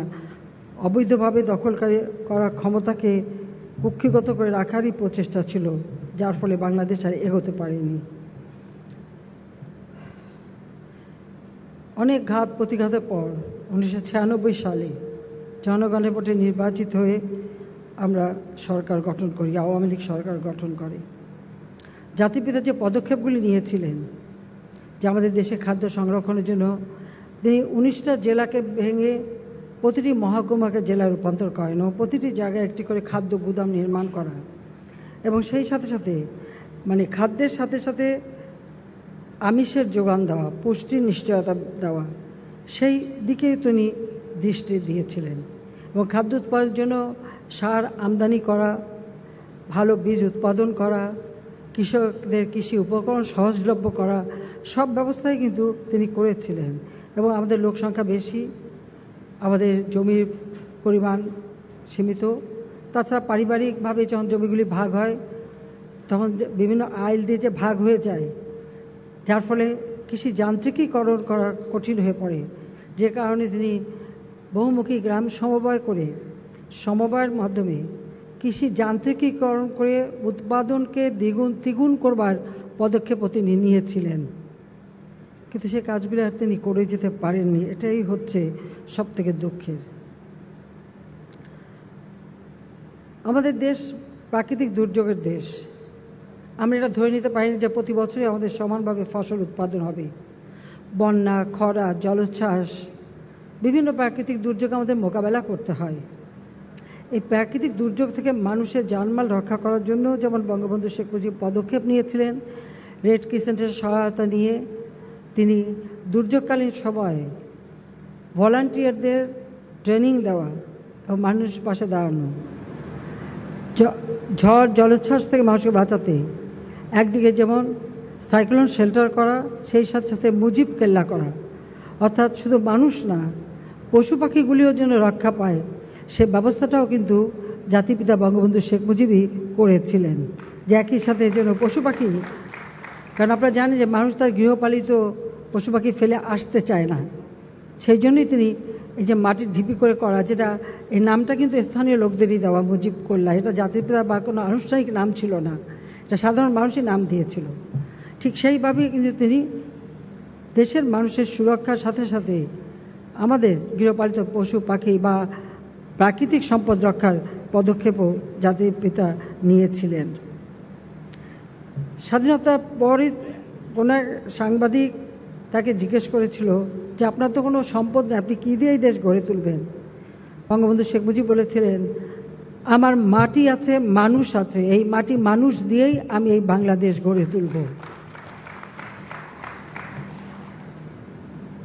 তার একটি বক্তব্য আমি এখানে উদ্ধৃতি দিচ্ছি, আমরা বাংলাদেশের মানুষ, আমার মাটি আছে, আমার সোনার মানুষ আছে, আমার পাট আছে, আমার মাছ আছে, আমার লাইভ স্টক আছে, যদি ডেভেলপ করতে পারি ইনশাল্লাহ এই দিন আমাদের আর থাকবে না, আনকোড, অর্থাৎ এই দিন আরও উন্নত হবে। 1973 সালে আমাদের আরও উন্নত মানের গবাদি পশু আনার জন্য তিনি অস্ট্রেলিয়া থেকে অধিক উৎপাদনশীল ফ্রিজিয়ান ও জার্সি জাতের গাভী এবং সার আমদানি করেন এবং বাংলাদেশে গবাদি পশুর কৃত্রিম প্রজনন করার সূচনাও বঙ্গবন্ধু শেখ মুজিব করে দিয়ে যান। বাংলাদেশ যদি জাতিপিতা বেঁচে থাকতেন হয়তো বহু আগেই আমরা আরও উন্নত হতে পারতাম, কিন্তু এই যে অবৈধভাবে সংবিধান লঙ্ঘন করে যারা বারবার ক্ষমতা এসেছে তারা এদেশের মানুষের ভাগ্য পরিবর্তনে কোনো পদক্ষেপই নেয়নি, এটা হচ্ছে দুর্ভাগ্যের। 1996 সালে আমি যখন সরকার গঠন করি আমরা দেখলাম 40 লক্ষ মেট্রিক টন খাদ্য ঘাটতি, আর তাছাড়া প্রাণী পশুর খাদ্যের তো অভাবই। এই অবস্থায় আমরা যাত্রা শুরু করেছিলাম। তখন রিজার্ভ মানিও তেমন ছিল না, আমার ইনফ্লেশনও অনেক বেশি ছিল, এশিয়াতে তখন খাদ্যমন্দা। ওই অবস্থায় যাত্রা শুরু করে আমাদের লক্ষ্য ছিল যে আমরা কারো কাছে হাত পেতে চলবো না, নিজের ফসল নিজে উৎপাদন করব। তার কারণ হলো জাতির পিতা বঙ্গবন্ধু শেখ মুজিব সবসময় বলতেন যে আমরা কারো কাছে ভিক্ষা চাইব না, কারণ ভিক্ষুক জাতির ইজ্জত থাকে না, তো ভিক্ষুক জাতির কখনো ইজ্জত থাকে না। কাজে আমরা মান সম্মান নিয়েই বিশ্ব দরবারে মাথা উঁচু করে চলতে চাই, আর সেই আদর্শ নিয়েই কিন্তু আমরা দেশকে এগিয়ে নিয়ে যাবার পদক্ষেপ নিয়েছি। আমরা আপনাদের মনে থাকার কথা 1998 সালে 98 সালে যখন ভয়াবহ বন্যা হয়, সেই 98 সালে যে বন্যা আমার মনে এত দীর্ঘস্থায়ী বন্যা আর কোনোদিন বাংলাদেশে হয়নি। আমাদের গবাদি পশু থেকে শুরু করে অনেক প্রাণী এবং মৎস্য সম্পদ সেগুলি যেমন নষ্ট হয়, ইন্ডাস্ট্রিগুলি সেগুলি অচল হয়ে পড়ে, ক্ষেতের ফসল নষ্ট হয়ে যায়। তখন অনেক আন্তর্জাতিক সংস্থা বলেছিল যে এই অবস্থা বাংলাদেশ মোকাবেলা করতে পারবে না, 2 কোটি মানুষ না খেয়ে মারা যাবে। আমি তখন এটাকে চ্যালেঞ্জ হিসেবে নিয়েছিলাম, বলেছিলাম আল্লাহর রহমতে একটি মানুষকেও না খেয়ে মরতে আমরা দেব না। এবং আমরা ঠিক সেই পদক্ষেপই নিয়েছিলাম এবং বাংলাদেশের মানুষ পাশে দাঁড়িয়েছিল। সেই সাথে সাথে আমরা সঙ্গে সঙ্গে ব্যবস্থা নিয়েছিলাম আমার ফসল উৎপাদন বাড়াতে হবে। যেসব জায়গায় বন্যা ছিল না তাদেরকে সার বীজ দিয়ে বীজতলা তৈরি করার ব্যবস্থা নিয়ে নিই। পানি টানার সাথে সাথে এয়ারফোর্সের হেলিকপ্টারে করে এই বীজতলা সার নগদ টাকা আমরা প্রত্যন্ত অঞ্চলে পৌঁছে দিই। বাংলাদেশ খাদ্যে উৎপাদন বৃদ্ধি হয়। 40 লক্ষ মেট্রিক টন খাদ্য ঘাটতি পূরণ করেও বাংলাদেশকে আমরা উদ্বৃত্ত খাদ্যে উন্নীত করি। পার্লামেন্টে যেদিন আমি ঘোষণা দিলাম যে আজ থেকে বাংলাদেশ খাদ্যের স্বয়ংসম্পূর্ণ, সেই দিন বিএনপি বিরোধী দলে খালেদা জিয়া খালেদা জিয়া বিরোধী দলের চেয়ারে বসা, তার অর্থমন্ত্রী সাইফুর রহমান উঠে দাঁড়িয়ে বলল, খাদ্যের স্বয়ংসম্পূর্ণ হওয়া ভালো না, তাহলে খাদ্য সাহায্য পাওয়া যাবে না। আপনারা একবার চিন্তা করে দেখেন যে তাদের চিন্তাধারাটা ছিল যে আমরা প্রতিনিয়ত অন্যের কাছে হাত পেতে চলব, অন্যের মুখাপেক্ষি হয়ে থাকব, আর ভিক্ষা চেয়ে খাবার এনে খাবো। যেখানে জাতিপিতা বলে গেছেন আমাদের মাটি আছে, সোনার মাটি, আমাদের ফসল আমরা ফলাবো, এবং আমরা তা প্রমাণ করেছি। 2001 সালে আমার 5 বছর পূর্ণ হওয়ার পরে যখন আমি ক্ষমতা হস্তান্তর করি, তখনও 26 লক্ষ মেট্রিক টন খাদ্য উদ্বৃত্ত আমরা রেখে গিয়েছিলাম। কিন্তু দুর্ভাগ্যের বিষয় হলো 2009 সালে যখন আবার সরকারে আসি, তখন দেখি সে 26 লক্ষ মেট্রিক টন উদ্বৃত্ত তো দূরের কথা, বরং ওই 26 লক্ষ না 30 লক্ষ মেট্রিক টন খাদ্য ঘাটতি রয়েছে বাংলাদেশে। আর যেখানে মুদ্রাস্ফীতি আমি 1.50% রেখে গিয়েছিলাম, ইনফ্লেশন, চালের দাম মাত্র 10 টাকা ছিল, সেই চালের দাম 30 টাকার উপরে হয়ে গেছে, আর মূল্যস্ফীতি তখন 12% উঠে গেছে। তার উপর বিশ্বব্যাপী অর্থনৈতিক মন্দা, সেই এবং রিজার্ভ মানি 1 বিলিয়নও না, তারও কম। সেই অবস্থায় যাত্রা শুরু করেই কিন্তু বাংলাদেশকে আমরা এগিয়ে নিয়ে গেছি। আজকে আমরা আমাদের সুনির্দিষ্ট লক্ষ্য ছিল, পঞ্চবার্ষিকী পরিকল্পনা নিয়েছি, প্রেক্ষিত পরিকল্পনা করেছি, এবং দেশকে এগিয়ে নিয়ে যাবার সব রকমের ব্যবস্থা করার ফলেই আজকে আমরা জাতিপিতা যেখানে আমাদের স্বল্পোন্নত দেশ রেখে গিয়েছিলেন, আমাদের লক্ষ্য ছিল 2020 সালে জাতিপিতার জন্মশতবার্ষিকী এবং 21 সালে স্বাধীনতা সুবর্ণ জয়ন্তীর সময় অন্তত বাংলাদেশকে আমরা আরও এক ধাপ উন্নীত করব। আজকে আমরা উন্নয়নশীল দেশের মর্যাদা পেয়েছি, 2026 সাল থেকে তা শুরু হবে। এরই মধ্যে আমাদের প্রস্তুতি নিতে হবে, আর সেই প্রস্তুতিতে একদিকে যেমন গণমানুষের খাদ্য নিরাপত্তা নিশ্চিত করতে হবে, তাদের স্বাস্থ্য সুরক্ষার ব্যবস্থা করতে হবে, সেই সাথে সাথে আমিষ সরবরাহের জন্য আমাদের হাঁস মুরগি পশু পাখি যা কিছু দরকার, কারণ আমাদের আমিষ আমরাই তৈরি করব, আমাদের দেশের মানুষকে দেব। আমাদের লক্ষ্য প্রথম হলো খাদ্য নিরাপত্তা দেওয়া, দ্বিতীয় হলো পুষ্টি নিশ্চয়তা দেওয়া। এখন আমরা সেই পদক্ষেপই হাতে নিয়েছি। আজকে আমি এটুকু বলবো যে আমাদের যারা আমরা প্রথমবার সরকারে এসেই আমাদের যারা নতুন উদ্যোক্তা, তাদেরকে অনেক সময় বিনা জামানতেও আমরা ঋণ দেওয়া শুরু করি, কর্মসংস্থান ব্যাংক করি, তার মাধ্যমে ঋণ দিই, যুব সমাজকে উৎসাহিত করি, এবং আধুনিক প্রযুক্তি শিক্ষার ব্যবস্থা দেওয়া, সেই সমস্ত পদক্ষেপ আমরা কিন্তু তখন নিয়েছিলাম। এবং পুষ্টির জন্য যা যা দরকার, মাছ মাংস দুধ ডিম উৎপাদনে ব্যাপকভাবে পদক্ষেপ নেই। 2001 সালে বিএনপি সরকার এসেই মনে হলো যেন যে পদক্ষেপগুলি নিয়েছে সেগুলোর উপরেই যেন তাদের হামলা। অনেকের পোলট্রি ফার্মে বোমা মেরেছে, বোমা মেরে মুরগি মেরে ফেলে দিয়েছে, খামারের থেকে গরুগুলি নিয়ে কেটে খেয়ে ফেলেছে, গাছগুলি পেঁপে গাছ থেকে শুরু করে যেমন ফলের গাছগুলি কেটে ফেলে দিয়েছে। যেখানেই আমাদের আওয়ামী লীগের নেতৃবৃন্দ ছিল, প্রত্যেকে এইভাবে তারা ক্ষতিগ্রস্ত করার চেষ্টা করেছে। তারা এটা হিসাব করেনি যেটা দেশের জন্য কত ক্ষতি হবে, সে চিন্তা তাদের মাথায় ছিল না। তারা আমদানি করবে, ব্যবসা করবে, ওই দিকেই তাদের চিন্তা। আর আমাদের হচ্ছে আমরা আমাদের নিজেদের পায়ে নিজেরা দাঁড়াবো। আজকে অন্তত এটুকু বলতে পারি যে আমরা 96 সাল থেকে কিন্তু গবেষণার উপর গুরুত্ব দিয়েছি, কারণ গবেষণা ইনস্টিটিউটগুলি জাতিপিতা বঙ্গবন্ধু করে গিয়েছে। কাজে সেই গবেষণা ছাড়া কিন্তু কখনো উন্নত জাত বা অধিক ফসল ফলন সম্ভব না। কাজে একদিকে যেমন ফসল উৎপাদন, এখন আমরা লবণাক্ত সহিষ্ণু ধান উৎপাদন করতে পারি, জলমগ্ন ধান সেটাও গবেষণা চলছে, অনেকটা সাফল্য পাওয়া গেছে, খরা সহিষ্ণু ধান সেটাও আমরা করছি। আমরা এখন অল্প সময়ের মধ্যে বেশি পরিমাণ খাদ্য উৎপাদন করতে পারি, এবং কৃষি যান্ত্রিকীকরণ যেটা জাতির পিতার স্বপ্ন ছিল সেটাও আমরা বাস্তবায়ন করে যাচ্ছি। কাজে সেটার দিকে আমরা বিশেষ দৃষ্টি দিচ্ছি, এবং তার জন্য আমরা ভর্তুকিও দিচ্ছি। পাশাপাশি খাদ্যের সাথে সাথে আমিষের উৎপাদন বাড়ানোর জন্য ইতিমধ্যে ব্যাপক কর্মসূচি আমরা হাতে নিয়েছি। আপনারা জানেন যে ইতিমধ্যে আপনারাই বলেছেন যে আমাদের প্রত্যেকটা ক্ষেত্রে আমরা আমাদের গবাদি পশু যা বিএনপির আমলে 2006 সালে ছিল মাত্র 4,23,00,000, এখন 7,98,00,000, প্রায় 2 গুণ বৃদ্ধি করা সম্ভব হয়েছে। পোলট্রি যেটা ছিল মাত্র 18,06,00,000 পোলট্রির সংখ্যা, এখন তা 52,79,00,000, অর্থাৎ 4 গুণ আমরা বৃদ্ধি করেছি।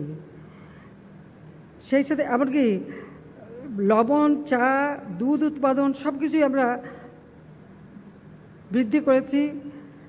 দুধ উৎপাদনে 7 গুণ বৃদ্ধি করা হয়েছে, যেটা সব থেকে আমাদের প্রয়োজন। এবং মাংস উৎপাদনে কিন্তু 8 গুণ মাংস উৎপাদন আমরা বৃদ্ধি করতে সক্ষম হয়েছি। ডিম উৎপাদন 4 গুণ বৃদ্ধি করা হয়েছে, অর্থাৎ 562,30,00,000 ছিল, এখন 2,337,63,63,00,000 ডিম উৎপাদন হয়। এমনকি কৃষিখাতে ভর্তুকি আমরা কিন্তু ব্যাপকভাবে দিয়ে যাচ্ছি। যেখানে বিএনপির আমলে মাত্র 1,170 কোটি টাকা ছিল, আমরা 26,055 কোটি টাকা ভর্তুকি দিই। কিন্তু এই কোভিড-19 এবং এই ইউক্রেন যুদ্ধের জন্য আমাদের ভর্তুকির পরিমাণ কিন্তু আরও বাড়াতে হয়েছে। সেই সাথে বীজ গবেষণা কেন্দ্র, বীজ উৎপাদন, এবং আমি ধন্যবাদ জানাই যে আমাদের কৃষি উৎপাদনে, এটা শুধু দানাদার খাদ্য না, পশু পাখি সব কিছু উৎপাদনেই আমাদের গবেষকরা আমাদের দেশীয় মাছ উৎপাদন সব ক্ষেত্রে আমাদের মানে অসামান্য সাফল্য দেখিয়েছে আমাদের গবেষকরা। তাদের সকলকে আমার আন্তরিক অভিনন্দন এবং ধন্যবাদ জানাচ্ছি। আমরা বিশাল সমুদ্র সীমা অর্জন করেছি। আজকে এই সমুদ্র সম্পদ আমাদের কাজে লাগানোর জন্য আমরা সুনীল অর্থনীতি ঘোষণা দিয়েছি। তবে দুর্ভাগ্যের বিষয় হলো গভীর সমুদ্রের সম্পদ এখন আমরা আরোহণ করতে পারিনি। এটা আহরণ করাটা খুব আসলে উদ্যোক্তাও পাওয়া যাচ্ছে না, এটা হলো বাস্তবতা। তবে মিঠা পানির মাছ উৎপাদনে আমরা এখন কিন্তু স্বয়ংসম্পূর্ণ, এবং এই উৎপাদন আরও আমরা বাড়াতে চাই। আমাদের এত খাল, বিল, নদী, নালার দেশ আমরা, আমাদের দেশে মানুষের কেন আমিষের কষ্ট হবে?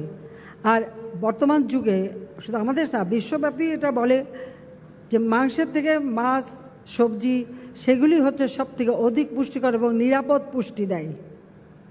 আর মিঠা পানির মাছ তো আরও বেশি। কাজে সেক্ষেত্রে অনেক হারিয়ে যাওয়া দেশি মাছ গবেষকরা গবেষণা করে করে সেগুলি কিন্তু আজকে উৎপাদন করছে। আমরা আমাদের অনেক প্রায় বিলুপ্ত প্রায় মাছগুলি আবার ফিরে পাচ্ছি। গবেষণা ছাড়া কোনো দেশ এগোতে পারেনি, এটাই হলো বড় কথা। তাছাড়া মুরগির ক্ষেত্রেও গবেষণা করে করে বিভিন্ন ধরনের পাখি এখন উৎপাদন হচ্ছে। শুধু ডিমই না, মাংস মানুষ এখন খেতে পারছে। একটি কথা না বলে পারছি না যে আমাদের আগে যারা ক্ষমতায় ছিলেন, যেমন খালেদা জিয়া ঘোষণা দিল যে দেশের মানুষকে ডাল ভাত খাওয়াবে। সে ডাল ভাত খাওয়াতেও কিন্তু ব্যর্থ হয়েছিল। এরপর 2007 সালে আসলো তত্ত্বাবধায়ক সরকার। আপনাদের মনে আছে ফখরুদ্দিন সাহেব প্রধান উপদেষ্টা, ইয়াজুদ্দিন সাহেব রাষ্ট্রপতি, সেনাপ্রধান মঈনুদ্দিন, মেজর জেনারেল মঈনুদ্দিন আবার ঘোষণা দিলেন আলু খাওয়ার জন্য। আলুর হাজার পদের আলুর নানা রকমের মানে তৈরি করা হলো, এবং তার আবার প্রদর্শনী হলো বেশ উন্নত হোটেলে, যে মানুষ ভাত পাচ্ছে না তাতে কি আছে, আলু খাবে। তো কেউ আমাদের ডাল ভাত খাওয়াতে চাইলো, কেউ আমাদের আলু খাওয়াতে চাইলো। মাছে ভাতে বাঙালি আমরা, তা আমার মাছে ভাতে বাঙালি, মাছ ভাত পেলেই তো যথেষ্ট। সেটাই তো আমরা চাই, বলেন ঠিক কি না? সেটাই তো আমাদের লক্ষ্য। কাজে আমরা সেদিকেই দৃষ্টি দিয়েছি। এখন অন্তত বলতে পারি মাছ ভাতের অভাবটা নাই, ডাল ভাতেরও অভাব নাই। তবে মানুষের চাহিদা এখন মাংস, আরও বড় বড় মাছ সব কিছু খাবে। তো এখন দেখি জিনিসের দাম নিয়ে চিন্তিত। পেঁয়াজের দাম বাড়লো কেন? পেঁয়াজ আমরা কিন্তু 90% পেঁয়াজই আমাদের আনতে হতো ভারত থেকে, সম্পূর্ণ নির্ভরশীল ছিলাম। ভোজ্য তেল 90% আনতে হয় বিদেশ থেকে। কেন আনতে হবে? আবার নিজের দেশে তো আমরা উৎপাদন বাড়াতে পারি। তবে এবার সুখবর হলো যে আমরা প্রচুর আমাদের গবেষণার মধ্য দিয়ে এই যে শস্যের উন্নত জাত নিয়ে আসা হয়েছে। আজকে আমাদের শস্য উৎপাদন ভালো হচ্ছে, সর্ষের তেল হচ্ছে যেটা হার্টের জন্য সব থেকে নিরাপদ। সেই সাথে সাথে আমাদের রাইস ব্র্যান্ড, চালের কুড়া থেকে যে তুষ থেকে যে তেলটা হয় সেটা হচ্ছে, বা অন্যান্য যেমন তিলের তেল বা বিভিন্ন ধরনের আমরা কিন্তু বহুমুখী করতে পারি, করার সেই সুযোগ আরও আছে, আমরা এখন করেও যাচ্ছি। আর পেঁয়াজ নিয়ে যখন এত ঝামেলা, আমি বললাম পেঁয়াজ আমরা উৎপাদন করতে পারবো না কেন? জাতিপিতা তো বলেছেন আমাদের সোনার মাটি, সোনার মাটিতে যা দেবো তাই ফসল হবে। এবং আপনারা আজকে দেখেন আমাদের পেঁয়াজ উৎপাদনে এখন বোধহয় প্রায় 40% আমরা নিজেরাই উৎপাদন করতে পারি। কাজে এবং এটার উপর গবেষণাও চলছে। এরপরে কারো কাছে মুখ খাপেক্ষী হয়ে থাকবো না, আমরা নিজেরা উৎপাদন করব প্রতিটি জিনিস, সেইভাবে আমাদের কিন্তু চলতে হবে। এটা আমি এটাই বলতে চাই যে আমরা ইতিমধ্যে কত টাকা ব্যয় করছি সেটা বলতে চাই না, টাকাটা বড় কথা না, আমাদের দেশের মানুষ সব কিছু পাচ্ছে কিনা সেটাই বড় কথা। তবে যারা খামারি তাদেরকে আমরা উৎসাহিত দিই, সব ধরনের সহযোগিতা দিয়ে থাকি। করোনাকালীন সময় বিশেষ প্রণোদনা দিয়েছি, এমনকি আর্থিক সহায়তাও আমরা দিয়েছি। আমরা একটি প্রাণী সম্পদ ও ডেইরি উন্নয়ন প্রকল্প হাতে নেওয়া হয়েছে, সেটাও বাস্তবায়ন করা হচ্ছে। এবং করোনাকালীন সময়েও আমরা যে সহযোগিতা করেছি যেটা আমাদের সাধ্যমতো ছিল। আর সবচেয়ে বড় কথা যে আমাদের যে সমস্ত পশু পালন করা হয় বা তাদেরকে স্বাস্থ্যসম্মতভাবে পালন করার ব্যবস্থা নিতে হবে। যেমন মাছ, হাঁস, মুরগি, পাখি, পশুপালন, এগুলি সমস্ত স্বাস্থ্যসম্মতভাবে লালন পালন করা এবং উৎপাদন প্রক্রিয়াকরণ, কারণ প্রক্রিয়াকরণটাও কিন্তু গুরুত্বপূর্ণ, এ বিষয়ে আরও যত্নবান হতে হবে।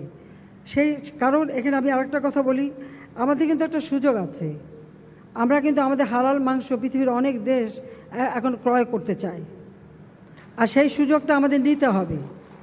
আর সেই সুযোগটা নিতে হলে একটা আমি বলবো যে আমাদের এই প্রাণী সম্পদটা আমাদের পশু পাখি বা হাঁস, মুরগি, গরু, ছাগল, ভেড়া যাই আমরা উৎপাদন করি, মহিষ, সেগুলিকে আমরা কিভাবে লালন পালন করছি, কিভাবে সেগুলি যখন এগুলি জবাই করা হয় স্বাস্থ্যসম্মতভাবে করা হচ্ছে কি না, বিদেশে রপ্তানি করতে গেলে তাদের কতগুলি নিয়ম আছে সেটা মেনে আমরা করি কি না, বা সেগুলি প্যাকেটজাত করতে গেলে সেই নিয়ম অনুযায়ী করা হচ্ছে কি না, সে বিষয়গুলি কিন্তু আমাদের বিবেচনায় নিতে হবে, নিয়ে আমরা করতে পারি। এইভাবে আমরা যদি করতে পারি তাতে দেশের মানুষের চাহিদা মিটিয়েও আমরা কিন্তু বিদেশে রপ্তানি করতে পারবো, এবং সেই সুযোগ আছে। ইতিমধ্যে কিছু কিছু রপ্তানি হচ্ছে, কিন্তু আরও বেশি রপ্তানি করবার সুযোগও আমাদের আছে। অনেক দেশের কাছ থেকেও আমরা সেই অনুরোধও পাচ্ছি। সবচেয়ে বড় কথা, আমাদের দেশে প্রতিদিনই পশু জবাই হয়, কিন্তু আমি বলবো সেটা খুব স্বাস্থ্যসম্মতভাবে করা হয় না। সেই ক্ষেত্রে আমার অনুরোধ থাকবে, আমাদের মন্ত্রণালয় তো আছেই, তাছাড়া যারা আপনারা বেসরকারি খামারি আছেন, কারণ আমরা বেসরকারি খাতকেই বেশি উৎসাহিত করতে চাই, তাদেরকেই আমরা বেশি সুবিধা দিতে চাই, কারণ এগুলি সব সরকারিভাবে হয় না, এটা বেসরকারিভাবে, তাতে কর্মসংস্থান সৃষ্টি হয়। আমাদের যুব সমাজ, শিক্ষিত যুব সমাজ এগিয়ে আসুক, সেটাই আমরা চাই। সেই ক্ষেত্রে যেমন একটা পশু জবাই দিতে হলে সেটাকে জবাই দেওয়ার তার ছুরি কাঁচি যা প্রয়োজন হয়, কোনোটা জং ধরা, কোনোটা খারাপ, সেগুলি যেন না থাকে। আবার কাটার সময় কীভাবে কাটতে হবে সেই নিয়মটা রক্ষা করা, যাতে পশুর চামড়াটা যেন নষ্ট না হয়, কারণ এই পশুর চামড়ার কিন্তু অনেক দাম। আমরা চামড়া রপ্তানি করি, চামড়াজাত পণ্য রপ্তানি করি, আমাদের দেশের কাজেও লাগে। এখানে যদি আমরা আধুনিক প্রযুক্তিটা ব্যবহার করতে পারি তাহলে কিন্তু, অর্থাৎ হ্যাঁ, যেখানে সাধারণভাবে কসাইখানা হচ্ছে তাদের পরিষ্কার পরিচ্ছন্নতা এবং তাদের দিকে দৃষ্টি দেওয়া, পাশাপাশি কিছু আধুনিক প্রযুক্তি সম্পন্ন আমাদের কিছু বুচার হাউস তৈরি করা দরকার। আর বিশেষ করে কোরবানির সময় এই যে রাস্তাঘাটে যেখানে সেখানে ফেলে কোরবানি করাটা, এটা আমাদের বন্ধ করতে হবে। তার জন্য সুনির্দিষ্ট জায়গা থাকতে হবে এবং যার যার কোরবানি সে সেটা চিহ্নিত থাকবে, সে সেটা নিয়ে যাবে, কিন্তু সেইভাবে আমাদেরকে ব্যবহার করতে হবে। পশুর কিন্তু খালি মাংসটাই খাবার না, তার হাড়, রক্ত, চামড়া এবং বর্জ্যগুলিও কিন্তু কাজে লাগে। প্রতিটি জিনিস মূল্যবান, আমরা যদি সেগুলি যথাযথভাবে সংগ্রহ করে সেগুলি প্রক্রিয়াজাত করতে পারি, সেগুলো আমাদের অনেক কাজে ব্যবহার হয়। কাজে সেদিকে দৃষ্টি রেখেই আমি বারবার আগেও বলেছি এখনও যে সেগুলি সংরক্ষণের ব্যবস্থা, সেগুলি যথাযথভাবে মানে জবাই করার পর এটাকে কাটা এবং সেটাকে যথাযথভাবে কীভাবে সংরক্ষণ করা যায় বা কীভাবে কাজে লাগবে সেই ব্যবস্থাগুলি কিন্তু আমাদের করা দরকার এবং এ বিষয়ে প্রশিক্ষণ দেওয়া দরকার বলে আমি মনে করি। কাজে সেই উদ্যোগটা আপনারা নেবেন, সেটাই আমরা চাই যে কোনো জিনিস ফেলা যায় না। কারণ একটা পশু জবাইতে শুধু মাংসটাই আমরা নেব না, সাথে সাথে তার সেই রক্ত সংরক্ষণ করা, হাড়, বর্জ্য সব কিছুই কিন্তু কাজে লাগে।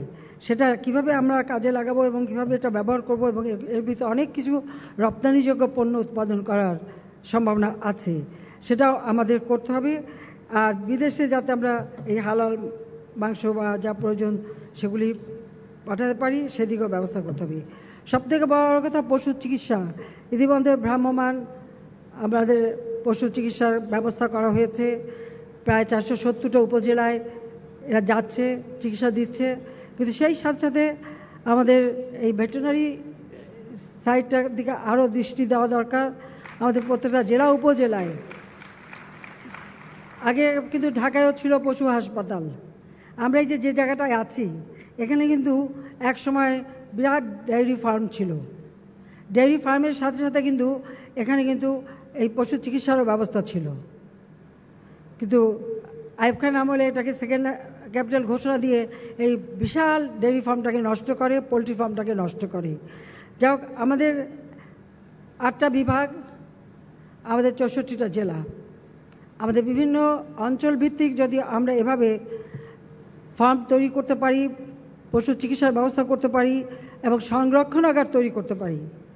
আমরা হয়তো এখন আমাদের ধান, চাল এগুলি সংরক্ষণের কথা চিন্তা করছি, কিন্তু পাশাপাশি আমাদের এই মাংস, চামড়া যা যা আছে সব কিছুই সংরক্ষণের ব্যবস্থা করে কোনো জিনিস যেন অপচয় না হয়, সবটুকুই যেন আমরা আমাদের আর্থিক কাজে ব্যবহার করতে পারি, সেই ব্যবস্থাটা আমাদের নিতে হবে। অর্থাৎ আমাদের পশু পাখি প্রাণীর খাদ্য সেটাও যেন নিরাপদ খাদ্য হয়, কারণ এই খাদ্য মানুষের শরীরে যেন কোনো ক্ষতি না করে সেদিকেও দৃষ্টি দিতে হবে। সেটা করে মৎস্য থেকে শুরু করে আমাদের সমস্ত যেগুলি আমাদের পালিত পশু পাখি সবই, এসব দিকে আমাদের বিশেষভাবে দৃষ্টি দিতে হবে। আর বাংলাদেশ আমরা তো ফার্মাসিউটিক্যাল বিশেষ করে উৎপাদনে যথেষ্ট অগ্রগামী। সেখানে আমাদের এই যে পশু পাখির জন্য ভ্যাকসিন তৈরি করা আর উন্নত মানের করা এবং সেইগুলিও আমরা নিজেরাই কিন্তু স্বয়ংসম্পূর্ণ হতে পারি। তবে আমি আবার বলবো, আমি চাই বেসরকারি খাত এগিয়ে আসুক। আমি বেসরকারি খাতকেই উদ্যোক্তা হিসেবে দেখতে চাই, সব রকম সহযোগিতা করতে চাই এবং তারা এর ফলে আমার দেশের মানুষের কর্মসংস্থান বাড়ুক, সেটাও আমরা চাই। শুধু একটা পাশ করে চাকরি পিছনে না ছুটে সবাই নিজের উদ্যোগে যদি একটা এই ব্যবসা বাণিজ্য করে, তাহলে কিন্তু আপনি দেখবেন আমরা যথেষ্ট এগিয়ে যেতে পারবো। আমি আজকে ধন্যবাদ জানাচ্ছি, আমাদের সাথে একজন কাউবয় এসেছেন, আমাদের মোহাম্মদ ইমরান সভাপতি, তিনি ডেয়ারি ফার্মের। আমি আপনাকে আন্তরিক ধন্যবাদ জানাই, কারণ তার এই পোশাক পরিচ্ছদ দেখে আমি মনে করি আমাদের যুব সমাজ উৎসাহিত হবে যে গরু পালা যে শুধু রাখাল একটা লাঠি নিয়ে যাবে তা নয়, সেখানে কিন্তু শিক্ষিত মানুষ এই ধরনের আধুনিক মানে পোশাক পরিচ্ছদ দিয়ে, মাথায় হ্যাট, মাথাল না দিয়ে হ্যাট পরে তারাও কিন্তু এই খামার চালাতে পারবে। কাজে এই উৎসাহটা দরকার, সেই সাথে অন্যান্য জিনিসেও। তা আমি এভাবে বলবো যে আমাদের যুব সমাজকে আরও উৎসাহিত করা, যেন কখনো আমার কারো উপর যেন নির্ভরশীল হতে না হয়। খাদ্য নিরাপত্তার সাথে সাথে আমাদের পুষ্টির ব্যবস্থাটা আমরা নিজেরাই করতে পারি, এ বিশ্বাস আমার আছে। আমরা এখন আমাদের সমস্ত চর অঞ্চলগুলি, অনেক চর এমনি পড়েছিল, সেখানে কিন্তু এখন মহিষ, ভেড়া প্রচুর পরিমাণে সেখানে উৎপাদন হচ্ছে। এমনকি যে ভাষাঞ্চলে রোহিঙ্গাদের আশ্রয় দিয়েছে সেখানে কিন্তু প্রচুর ভেড়া এবং মহিষ চাষ হচ্ছে, হাঁস মুরগি চাষ হচ্ছে, মাছের চাষ হচ্ছে। আমরা কিন্তু এভাবে উৎসাহ দিচ্ছি। কাজে আমাদের যেটুকু মাটি আছে সেটা ব্যবহার করে আমরা কিন্তু করতে পারবো। তাই যে আমরা চাই যে আমাদের প্রত্যেকে, আমরা ডেইরি ফার্ম, পোলট্রি ফার্ম থেকে শুরু করে সব কিছুতেই সবাই আরও এগিয়ে আসবেন এবং আমরা সেভাবেই কাজ করব। আমরা চাই আমাদের যে সমস্ত লাইভ স্টক সেটা আরও উন্নত মানের করে গড়ে তোলা এবং ইতিমধ্যেই এই প্রাণী সম্পদের সেবা দেওয়ার জন্য আমাদের অনলাইনে সেবা দেওয়ার ব্যবস্থা নেওয়া হয়েছে, সেটাও কৃষিতে এবং প্রাণী সম্পদেও এটা যথেষ্ট কাজে লাগবে। কারণ এখন ডিজিটাল বাংলাদেশ, কাজে এই ডিজিটাল বাংলাদেশের মাধ্যমে যে কেউ মোবাইলের মাধ্যমেই আপনারা তথ্য নিতে পারেন, সেই সুবিধাটা করে দেওয়া হচ্ছে। আমাদের প্রাণী সম্পদ সেবার এই সপ্তাহে সবাই এখানে উপস্থিত হয়েছেন, এতে একজনের সাথে আরেকজনের মত বিনিময়ের সুযোগ হবে, কিভাবে আরও উন্নতভাবে পশুপালন করা যায় সেই সুযোগটাও পাবেন। এই কাজে এই মেলাটা এটাই হচ্ছে সবথেকে বৈশিষ্ট্য, যেখানে মানুষ নিজেকে বা সকলকে জানার একটা সুযোগ পাওয়া যাবে এবং এর মাধ্যমে নিজেদের যে জ্ঞানের আদান প্রদান আপনারা করতে পারবেন। আমি মনে করি যে প্রাণী সম্পদ সেবা সপ্তাহে এবারে প্রতিপাদ্য প্রাণী সম্পদে ভরবো দেশ, গর্ব স্মার্ট বাংলাদেশ। অত্যন্ত সময়োপযোগী একটি প্রতিপাদ্য গ্রহণ করা হয়েছে। আমি সবাইকে ধন্যবাদ জানিয়ে জাতীয় প্রাণী সম্পদ সেবা সপ্তাহ প্রদর্শনী 2024-এর শুভ উদ্বোধন ঘোষণা করছি। আপনাদের সবাইকে ধন্যবাদ। জাতির পিতা বঙ্গবন্ধু শেখ মুজিবের স্বপ্নের সোনার বাংলাদেশ ইনশাআল্লাহ আমরা গড়ে তুলব এবং 2041 সালের মধ্যে স্মার্ট বাংলাদেশ আমরা গড়ে তুলব। জয় বাংলা, জয় বঙ্গবন্ধু, বাংলাদেশ চিরজীবী হোক।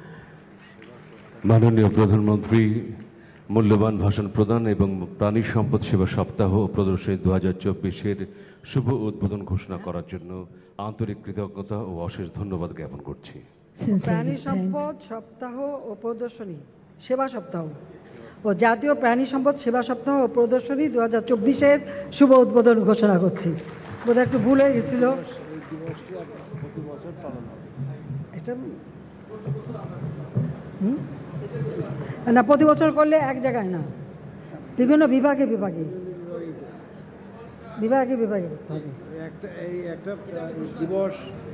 হ্যাঁ, একটা দিবস বিভিন্ন বিভাগে বিভাগে করলে ওই বিভাগের একেবারে তৃণমূলে সবাই আসতে পারবে, জানতে পারবে। ঠিক আছে কি না? ধন্যবাদ। Sincerest thanks, eternal gratitude, Honorable Prime Minister.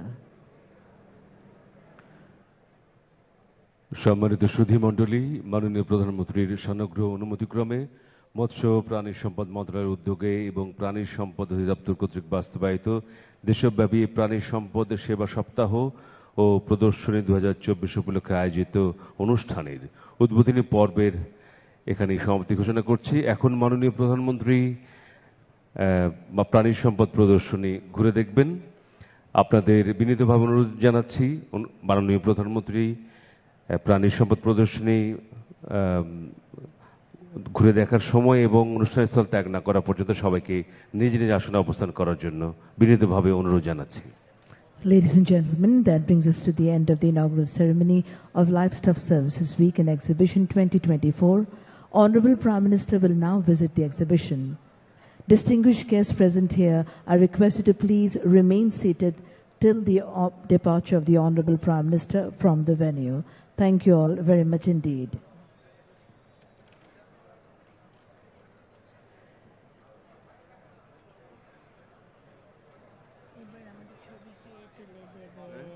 ছবিকে তুলে দেবে।